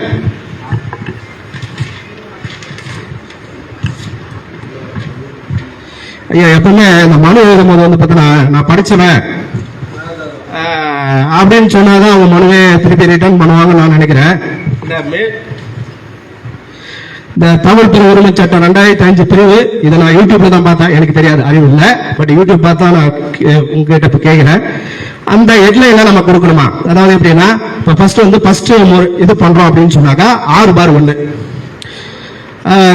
6/1 கீழ் கட்டணம் செலுத்திய பிரிவு 7/1 30 நாட்களுக்குள் தகவல் வேண்டி 15 மனு அப்படின்னு கொடுக்கணுமா? இந்த சட்டம் என்ன சொல்லுதுன்னா, இது சாமானிய மக்களுக்கான சட்டம், இந்திய குடிமக்களுக்கான சட்டம். செக்ஷன் பிரிவு இதெல்லாம் சொல்லிட்டு இருக்கணும் அவசியம் இல்லை. உங்களுக்கு என்ன வேணும் கேளுங்க, அவங்க எடுத்துருவாங்க. உங்களுக்கு என்ன வேணும் கேளுங்க, அதிகாரிகள் எடுத்துருவான்னு சொல்லுது. அதனால செக்ஷன்லாம் சொல்லுங்கிற அவசியம் இல்லை, தெரிஞ்சா சொல்லுங்க. இப்போ கலெக்டர் மனு கொடுக்குறீங்க, திங்கக்கிழமை கலெக்டர் மனு வாங்குறாங்கல்ல, இது என்ன செக்ஷன்ல கலெக்டர் மனு வாங்குறாரு? என்ன செக்ஷன்ல கலெக்டர் மனு கொடுக்குறீங்க? மண்டே என்ன செக்ஷன்ல, என்ன சட்டத்துல? என்னங்க மக்கள் குறித்து அதான் என்ன செக்ஷன், என்ன சட்டம், என்ன ஜீவோ? ஒண்ணுமே இல்லைங்க. இந்த அரசாங்கத்திட்ட, இந்த அதிகாரிகிட்ட நீங்க மனு கொடுக்குறது உங்களுக்கு உரிமை இருக்கு. என்ன இருக்கு? உரிமை இருக்கு. பதில் சொல்ல வேண்டிய கடமை அவங்களுக்கு இருக்கு. என்ன இருக்கு? கடமையும் பொறுப்பும் அவங்களுக்கு இருக்கு. சம்பளம் முதலாளி கோரிக்கை சொல்ற, புகாரை சொல்ற, அறிவுரை சொல்ற, அதுக்கு அவங்க பதில் சொல்லணும். என்னென்ன சொன்னாங்க? புகார், குறை, அறிவுரை, கோரிக்கை, இது எல்லாத்தையும் கவனத்துக்கு கொண்டு போறீங்க, அவங்க பதில் சொல்லணும். இதெல்லாம் சட்டம் பிரிவுலாம் சொல்லிட்டு இருக்கவே தேவையில்லை. இதுக்குள்ளார அதிகமாக மூளையவே பயன்படுத்தாதீங்க, ரொம்ப குழப்பிக்க தேவையில்லை. பயன்படுத்த தெரியும். ஒரு ஆர்டிஐ போடக்குள்ள நம்ம அதிகாரியின் சட்டம் பயந்துக்குவோம். தகவல் பெறும் உரிமை சட்டம் ஆர்டிஐ சட்டம்னா அதிகாரி பயந்துக்குவாரு. பயந்துக்கிட்டு நீங்க ஏதோ பூகம்பத்தை பிடிச்சிட்டீங்க, புயல் ஏதோ பெருசா ஊழல் கண்டுபிடிச்சிட்டீங்கன்னு நினைச்சிட்டு அவர் ஏதாவது பதில் தப்பா சொல்லுவாரு, சட்டத்தை அவங்க கற்றுக் கொடுத்துருவாங்க. அதனால செக்ஷன் இதுக்குள்ளெல்லாம் ரொம்ப கவனம் செலுத்த தேவையில்லை. சட்டம் இதெல்லாம் சொல்லுங்க, கட்டாயம் சொன்னாதான். அப்படிலாம் சட்டம் சொல்லல. கோர்ட்ல போய் ஒரு பெர்சன் போட்டீங்கன்னா சட்டப்பிரிவு சொல்லணும். எங்க போய் மனு கொடுத்தா? கோர்ட்ல ஒரு வக்கீல் பெர்சன் தர, நீங்க கோர்ட்ல போய் ஒரு கேஸ் கொடுத்தீங்கன்னா 200 CRPC மனு தரேன், எவிடன்ஸ் ஆக்ட்ல தரேன், இந்த சட்டப்பிரிவுல இந்த உட்பிரிவுல சொல்றேன்னு சொல்லிட்டு சொல்லணும். தகவல் உரிமை சட்டத்தில் மனு தரதுக்கு, அதிகாரிகிட்ட மனு தரதுக்கு செக்ஷன் சொல்லணுங்கிற அவசியம் இல்லை. தெரிஞ்சா சொல்லுங்க, தெரிஞ்சா சொல்லுங்க. தப்பா கூட சொல்லலாம், தவறு கிடையாது. தப்பா கூட சொல்லலாம். அண்ணன் சொன்னார் 6(1) அப்படின்னாரு. நீங்க ஒருவேளை 126 சப்கிளாஸ் 1 சொல்லிட்டீங்க அப்படின்னா அப்படி ஒரு சட்டப்பிரிவே இல்லை. அப்படி ஒரு சட்டப்பிரிவே இல்லை. நீங்க சொல்லிட்டீங்க, ஏதோ உங்க மனுவை தள்ளுபடி பண்ணக்கூடாது. நீங்க ஒரு தப்பான செக்ஷன் சொல்லிட்டீங்க, அதனால உங்க மனுவை தள்ளுபடி பண்றேன், செக்ஷன் சொல்லாம விட்டீங்க, அதுக்காக உங்க மனு ஏத்துக்க முடியாதுன்னு சொல்ல முடியாது. ஒரு பேப்பரை எழுதுறீங்க, தகவல் கேட்டு மனு இருந்தா முடிஞ்சு போச்சு. நீங்க என்ன எழுதினாலும் அதுக்கு தகவல் தரணும். நீங்க நேரில் போனீங்கன்னா மனு எழுதி தரத்துக்கு அதிகாரிகள் உதவி செய்யணும். நேரில் போனால் மனு எழுதி தரத்துக்கு அதிகாரிகள் உதவி செய்யணும், சட்டமே சொல்லுது. ஆனால் நேரில் போனால் அப்படி உதவி செய்யறதுலாம் வாய்ப்பு இல்லை. தேவையில்லாத வாக்குவாதங்கள் வந்துடும். அதனால நேரில் போகிறத தவிர்க்க சொல்லி நாங்கள் சொல்லிட்டு இருக்கிறோம். நீங்கள் துண்டோட போனீங்கன்னா செய்வாங்க, துண்டோட போனீங்கன்னா செய்வாங்க. நன்றி சார். ரெண்டாவது, இந்த 10 ரூபாய் ஸ்டாம்ப் இருக்கு இல்லையா, கோட் ஸ்டாம்ப் இல்லையா, அது எங்களுக்கு ஏதாவது ஒன்று உங்ககிட்ட இருந்துச்சுன்னா கொடுத்தீங்கன்னா நல்லா இருக்கும் சார். ஒரு சாம்பிளுக்காக தான் கேட்கிறேன். ஒன்றும் இல்லை, நம்ம தாலுகா ஆஃபீஸு, யூனியன் ஆஃபீஸு, கோர்ட்டுக்கு பக்கத்தில் இருக்கிற மளிகை கடை பெட்டி கடையில் அந்த ஸ்டாம்ப் கிடைக்கும். கொட்டல் நான் ஸ்டாம்பே நல்லது நல்லது. இது வந்து 4 ஸ்டாம்ப் இருக்கு இல்ல, நீதிமன்ற வில்லை போஸ்ட் ஆஃபீஸில் கிடைக்கிற ஸ்டாம்ப் இல்லை, இது ரிஜிஸ்டர் ஆஃபீஸ். இந்த ஸ்டாம்ப் வெண்டர், அதாவது இந்த பத்திரம்லாம் வைக்கிறாங்க பார்த்தீங்களா, அவங்க கிட்ட இருக்கும். 10 ரூபாய் மதிப்பானது இது ஒன்றும் 10 ரூபாய், இது 12 ரூபாயோ 13 ரூபாய்க்கு உங்ககிட்ட விற்பாங்க. அண்ணன் தெளிவாக சொன்னார். 10 ரூபா ஸ்டாம்பு ரெஜிஸ்டர் ஆஃபீஸ் பக்கத்தில், தாலுகா ஆஃபீஸ் பக்கத்தில், கலெக்டர் ஆஃபீஸ் பக்கத்தில் முத்திரை தாள் வைக்கிறவங்க, பத்திரம் வைக்கிறவங்க கிட்ட இருக்கும். பத்திரம் வைக்கிறவங்க இந்த ஸ்டாம்பை 10 ரூபா ஸ்டாம்ப் 10 ரூபாய்க்கு தான் விற்கணும். அதுக்கு மேல 1 பைசா வாங்கினாலும் குற்றம், அவங்க லைசன்ஸ் கேன்சல் ஆயிரும். அங்கேயே பொட்டிக்கடையில் விற்கும், அவங்க வாங்கி வைப்பாங்க, அவங்க 2 ரூபா அதிகமாக வைப்பாங்க, அது தப்பு கிடையாது. எங்கேயாவது முத்திரை தாள் விற்பனையாளர் பத்திரம் வைக்கிறவரு பத்திரத்துக்கு மேல 1 ரூபா வாங்கினாலும், 10 ரூபாய்க்கு மேல 1 ரூபா வாங்கினாலும் மாவட்ட பதிவாளருக்கு புகார் கொடுத்தீங்கன்னா ஒரு லைசன்ஸ் கேன்சல் ஆயிரும். புகார் கொடுத்தீங்கன்னா தான் இந்த தேசம் பார்த்தீங்கன்னா தவறுகள் அதிகமாக நடக்கூடிய தேசம். எல்லாருமே தப்பை செஞ்சு பழகிட்டோம், தப்புனே தெரியாம வாழ்ந்துட்டு இருக்கோம். யாரா கம்ப்ளைண்ட் கொடுத்தாதான், புகார் கொடுத்தாதான், பெர்சன் கொடுத்தாதான் அவங்க தவறுன்னு தெரியும், திருத்திக்குவாங்க. அதனால கொடுக்க முயற்சி பண்ணுங்க. சிஎம் செல் பெட்சன் ஆன்லைன்ல போடலாம். பிஎம் செல் பெட்சன் பிரதமருக்கு, முதலமைச்சருக்கெல்லாம் நீங்க தபால் வந்து ஆன்லைன்ல அனுப்பலாம், உங்க நம்ம செல்ல இருந்தே அனுப்பலாம். தினம் ஒரு புகார் அனுப்ப முயற்சி பண்ணுங்க. அண்ணன் இப்ப சொன்னார்ல, ரோட்ல போயிட்டு இருந்தேன், கரண்ட் கம்பி ஒன்று எக்ஸ்ட்ரா இருந்துச்சு, ஒரு பெட்சன் கொடுத்தேன், சரியாயிடுச்சு அப்படின்னார்ல. இந்த மாதிரி மனுக்களை தினமும் ஒன்று டைம் கிடைக்குள்ள, டீ குடிக்குள்ள, நைட்டு ஒரு ரெஸ்ட் எடுக்குள்ள ஒரு பெட்சனை தட்டி விடுங்க. நீங்க அனுப்புற ஒவ்வொரு பெட்சன்லையும் உழவர் உரிமை இயக்கம் அப்படிங்கிற பெயரை கட்டாயம் பயன்படுத்துங்க. நீங்க அனுப்பக்கூடிய ஒவ்வொரு மனுவிலையும் இயக்கத்தினுடைய பெயரை கட்டாயம் பயன்படுத்துங்க. எதுக்கு அதை பயன்படுத்த சொல்றோம்? என்னங்க, எதுக்கு பச்சை துண்டு போட்டு வந்தீங்க? என்ன நமக்கான அடையாளம். ஒரு மனுவை பார்க்கல யாரோ குப்சாமி, முனுசாமி, ராமசாமி பெருசு போட்டா வேற வேலை இல்லை அப்படின்னு நினைப்பாங்க. உழவர் உரிமை இயக்கத்தோட தலைவர் போட்டிருக்காரு, உழவர் உரிமை இயக்கத்தோட பொறுப்பாளர் போட்டிருக்காரு. அப்படிங்கக்குள்ள அவங்களுக்கு தெரியும் இவர்கள் போராளிகள், 800 நாட்கள் கடந்து போராடிட்டு இருக்காங்க. இந்த பிரச்சனை விடமாட்டாங்க, இவங்களுக்கு பின்னாடி வழிகாட்டுறதுக்கு அருள் ஆறுமுகம் இருக்கின்றார். இவங்க சாதாரண படிக்காத விவசாயி கிடையாது, இவங்களோட விபரமான 10 ரூபாய்க்கும் இருக்கின்றது, விடமாட்டாங்க, பதில் சொல்ல வச்சிருவாங்க. ஒரு பக்கம் களத்துல இறங்கி போராடுவாங்க, இன்னொரு பக்கத்துல சட்டப்படியும் போராடுவாங்க. அப்படிங்கிறதெல்லாம் நம்முடைய அதிகாரிகளுக்கு தெரியும். அதனால தைரியமா துணிச்சலா இயக்கத்தினுடைய பெயரை உங்களுடைய பெர்சன்ல பயன்படுத்துங்க, அதிகமா பயன்படுத்துங்க. நிறைய பெர்சன் இயக்கத்து பேர்ல போகக்குள்ள போராடாமலே வெற்றி கிடைக்கும், போராடாமலே வெற்றி கிடைக்கும். அருமையா சொன்னீங்க. எதுக்கு இந்த சட்டத்து மேல இவ்வளவு லவ் தெரியுங்களா, காதல் தெரியுங்களா? 2005 சட்டம் வந்துச்சு. அதுக்கு முன்னாடி நான் இப்ப பேசுறதை விட கம்மியா பேசுவேன். இப்ப பேசுறதை விட உங்களுக்கு நிறைய பேர் பேசக்குள்ள வார்த்தைகள்லாம் பார்த்தோன்னே உங்களுக்கு பிரமிப்பா தெரிஞ்சதா? இந்த மாதிரி ஒரு 10 மடங்கு அதிகமா பேசுவேன்.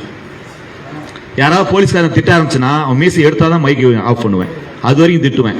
இந்த மாதிரி பொதுமக்களுக்கு போராடினதுக்கு இந்த அரசாங்கம் எனக்கு நாமக்கல் மாவட்டம் ராசிபுரத்தில் பழைய பஸ் ஸ்டாண்ட்ல செலவு வச்சிருக்காங்க.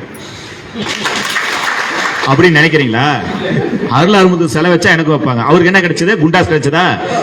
என் மேல கேஸ் போட்டாங்க. என் உருவத்தை பாருங்க. கட்ட பஞ்சாயத்து போக மாட்டேன், கட்ட பஞ்சாயத்து போக மாட்டேன், பைசல் போக்குவரத்து போக மாட்டேன், சொந்த விஷயத்துலாம் போராட மாட்டேன், சொந்த விஷயத்துக்கு உதவி செய்யவே மாட்டேன். பொது பிரச்சனைக்காக போராடினேன். என் மேல எத்தனை கேஸ் போட்டுருப்பாங்கன்னு நினைக்கிறீங்க? அது தெரிஞ்ச வேணாம். 50வது எஃப்ஐஆர் போட்டாங்க. ஸ்டேஷனுக்கு எல்லாரும் சாக்லேட் வாங்கி கொடுத்தேன், அவ்வளவுதான் காசு இருந்துச்சு. 75வது எஃப்ஐஆர் எல்லாரும் லட்டு வாங்கி கொடுத்தேன். கூட அந்த நல்ல மனுஷன் லட்டு காசு கொடுத்தான், எல்லாரும் லட்டு வாங்கி கொடுத்தேன். 100வது எஃப்ஐஆர் போலீஸ் ஸ்டேஷன்ல கேக் வெட்டினேன். போலீஸ் ஸ்டேஷன்லேயே கேக் வெட்டி 100வது எஃப்ஐஆர் கொண்டாடினேன். 200 எஃப்ஐஆர் தாண்டி போச்சு. இந்த 2005 தகவல் சட்டம் ஒரு சட்டம், ஒரு வெங்காய சட்டம் வந்துச்சு. என்ன சட்டம்? வெங்காய சட்டம். இந்த சட்டம் வந்த பிறகு அதை விட அதிகமா நான் வேலை செஞ்சுட்டு இருக்கிறேன். 2005க்கு முன்னாடி நான் பொதுமக்களுக்கு எவ்வளவு போராடணும், பொது பிரச்சனை எவ்வளவு எடுத்தணும், அதை விட 100 மடங்கு 1000 மடங்கு எடுத்துட்டு இருக்கிறேன். இதுவரை என் மேல ஒரு கேஸ் கூட ஆகல, ஒரே ஒரு சிங்கிள் எஃப்ஐஆர் கூட ஆகல, சிங்கிள் எஃப்ஐஆர் கூட மேல ஆகல. காரணம், இந்த சட்டம் அதிகாரிகளை வேலை வாங்குது. அதுக்கு முன்னாடி வாயில பேசணும். அவன் தொசுக்குனா எஃப்ஐஆர் போட்டான், தொசுக்கு எஃப்ஐஆர் போட்டான், கேஸை போட்டான், ரிமாண்ட் பண்ணான், கோர்ட்டு கேஸ் அழைஞ்சிட்டு இருந்தேன். என் வாழ்க்கை வீணா போயிட்டு இருந்தது. இப்ப அவங்களுடைய மாமூல் வாழ்க்கை வீணா போகுது, வேலை நடக்குது மக்களுக்கு. அதனாலதான் இந்த சட்டத்து மேல பாசம் அதிகம். ஞாயிற்றுக்கிழமை ஒரு போய் லேகி வைக்கிற மாதிரி சட்டத்தை பயன்படுத்த சொல்லிட்டு இருக்கிறோம். நீங்களும் கொஞ்சம் அதிகமா பயன்படுத்தணும். 10 ரூபாய்க்கு ஆரம்பிச்சப்ப ஆரம்ப நிகழ்ச்சியில சொன்னேன், நாமக்கல் மாவட்டத்துக்கு வெளியில என் மேல குண்டாஸ் பாயும். என்ன பாயும்? நான் செய்யற வேலைக்கு, என் கூட இருக்கிற நண்பர்களுக்கு, நண்பர் தர உறவுல நாமக்கல் மாவட்டத்துக்கு வெளியில என் மீது குண்டாஸ் பாயும் அப்படின்னு சொன்னேன். இந்த இயக்கத்தை ஆரம்பிச்சு 8 வருஷம் ஆச்சு. 8 வருஷம் ஆச்சு, இது வரைக்கும் ஒரு எஃப்ஐஆர் கூட ஆகல. இதுதான் தகவலும் சட்டத்துக்கு இருக்கிற power of RTI, power of Indian citizen, இந்திய குடிமகனான உரிமை, அதிகாரம் என்னன்னு பார்த்தா இந்த ஆர்டிஐ தான். போலீஸ் கேஸ் போட பயப்படுது. காரணம், நாம நேர்மையா இருக்கோம் அப்படிங்கிறதெல்லாம் கிடையாது. இந்த சட்டத்தை சரியா பயன்படுத்துறோம். அதுதான் மிகப்பெரிய போராட்டம். இந்த சட்டத்துக்கு தான் இந்த அரசாங்கம், அதிகாரிகள் பயப்படுறோம். மோடியே பயப்படக்குள்ள இந்த கேடிங் பயந்துதான் ஆகணும். நன்றி. அருமையா சொன்னார். இவர் சொன்ன இந்த சாப்பிட கூட உங்க கூட தான் இருக்க போறேன். கவியரசனை கடைசியா தான் நம்ம போக போறோம். சந்தேகம் இருக்கவங்க தனியா கேட்டுங்க. தனியா கிடையாது, சாப்பிடக்குள்ள கேட்டுங்க. என்னுடைய போன் நம்பர் இருக்குல்ல, வாட்ஸ்அப்ல எவ்வளவு வேணாலும் சந்தேகங்கள் அனுப்பிங்க, நான் கூப்பிட்டு உங்களுக்கு பதில் சொல்லுவேன். எனக்கு தான் போன் பண்ண வேணும்னு சொன்னேன். இப்ப கவனிச்சிருப்பீங்க, நிகழ்ச்சியில வந்ததுலேருந்து வெளியில முடிக்கிற வரைக்கும் நான் போன் எடுக்கவும் மாட்டேன். இதே மாதிரி நான் டெய்லி மாட்டிட்டு இருப்பேன். வாட்ஸ்அப்ல அனுப்புங்க, நான் உங்களை கூப்பிட்டு பேசுறேன். கவியரசனை கிளம்புக்குள்ள போன் பண்ண ஆரம்பிச்சுமா, இங்க வந்து சார் பேசிட்டே வந்தனா போர் அடிச்சதா உங்களுக்கு? இதுதான் என்னுடைய இயல்பு. உங்க கூட நான் பேச ரெடி. முன்ன போன் பண்ண வேணாம்னு சொன்னல, நிறைய உங்க கூட நான் பேசுறேன். நான் உங்க கூட நிறைய பேசுறேன். எனக்கு அண்ணனுக்குலாம் இருக்க சிக்கல் என்னன்னா, எங்களுக்கு போன் வரும், உழவர் உரிமை இயக்க தலைவர்களா, ஆமாங்க உங்க இயக்கம் சூப்பரா போகுதுங்க, உழைப்பாளிகளுக்காக, விவசாயிகளுக்காக நீங்க தான் கடுமையா போராடிட்டீங்க. யாரோ நல்ல மனுஷன் பேச வரான்னு நினைப்போம். அப்புறம் ஆரம்பிப்பாங்க, ஆயா அம்மா பாட்டி வரைக்கும் திட்ட ஆரம்பிச்சிருவாங்க. அல்லது சாராய கடையிலங்க சாராயம் வாங்கினங்க, 20 ரூபா அதிகமாக கொடுத்து வாங்கினாங்க, நைட் 2 மணிக்கு போன் பண்ணுவோம். ஒரு குவார்டர் குடிச்சு போதையே இல்லைங்க, ஆஃப் சாப்பிட்டு கூட போதை இல்லைங்க, சட்டப்படி இதுக்கு பேசும்போது வழி சொல்லுங்க, நைட் 2 மணிக்கு எழுப்பி. இந்த மாதிரி நிறைய பேர் எங்களுக்கு அன்பு தொல்லை கொடுத்ததுனால போன் நாங்கள் எடுக்கிறது இல்லை. தப்பா எடுத்துக்காதீங்க, நீங்க வாட்ஸ்அப் பண்ணுங்க, நாங்கள் கூப்பிட்டு உங்களுக்கு பேசுறோம். இந்த டீலிங் நல்லா இருக்கா?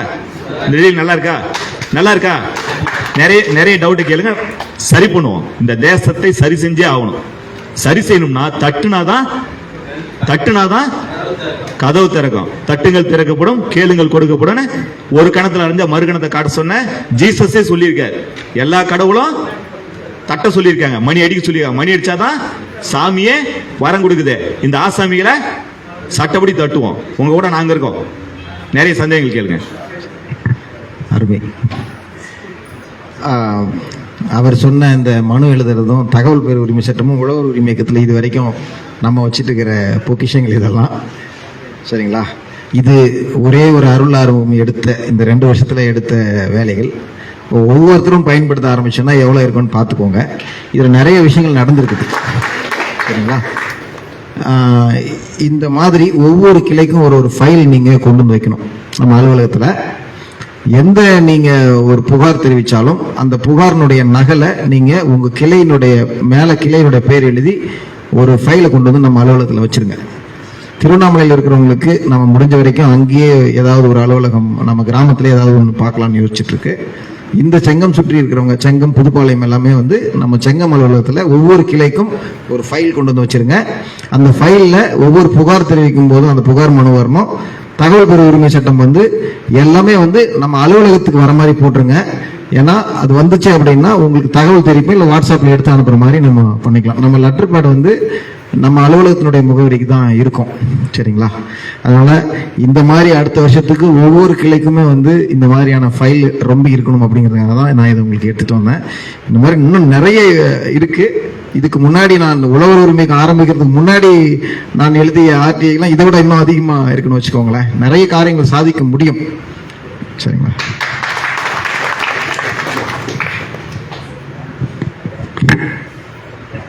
ஏதாவது கேள்விகள் இருக்குன்னா கேட்கலாம். இல்லை அப்படின்னா இங்கேயே இருங்க. உங்களுக்கான உணவு இங்கே வந்துடும். யாரும் போய் வாங்கக்கூடாது. உங்களுக்கான உணவு இங்கே எடுத்துன்னு வந்துடுவாங்க. எங்கே மணிகண்டன் எங்கே போயிட்டாரு? வாங்க வாங்க, ஒன்றியங்கள்லாம் வாங்க, சாப்பாடு எடுத்து கொடுங்க. மீதி யாரும் எந்திரிக்க வேண்டாம். அங்கேயே உட்காருங்க. உங்களுக்கு உணவு உங்க இடத்துக்கு வரும். இது நம்மளுடைய நிகழ்வு. நாம் அமைதியாக நம்ம இடத்துல இருந்து நம்ம வாங்கி சாப்பிடணும்.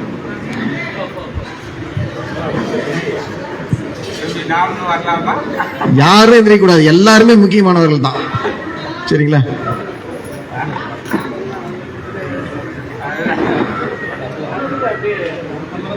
குறிப்பாக பெண்கள்லாம் போய் எடுக்கவே கூடாது.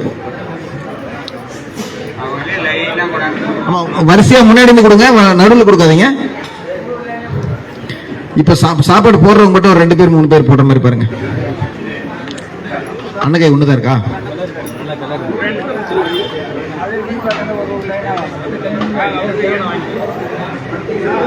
ஆனா எல்லாரும் வர வேண்டாம். நீங்களும் போய் உட்காருங்க. இல்லை, நம்ம அங்கே போயிடும். அவர்களுக்கு சொல்லிடும். சுபத்ரா, உங்களுக்கு உணவு அங்கே தயாராக இருக்குது. நீங்கள் இங்கே வந்து ஒரு கொஞ்சமாக நீங்கள் இவங்களோட இருக்கிறதுக்காக சும்மா ஒரு இல்லை மேடம் கம்மியாக கொடுத்து அப்படியே தாங்க போகிற வழி தாங்க.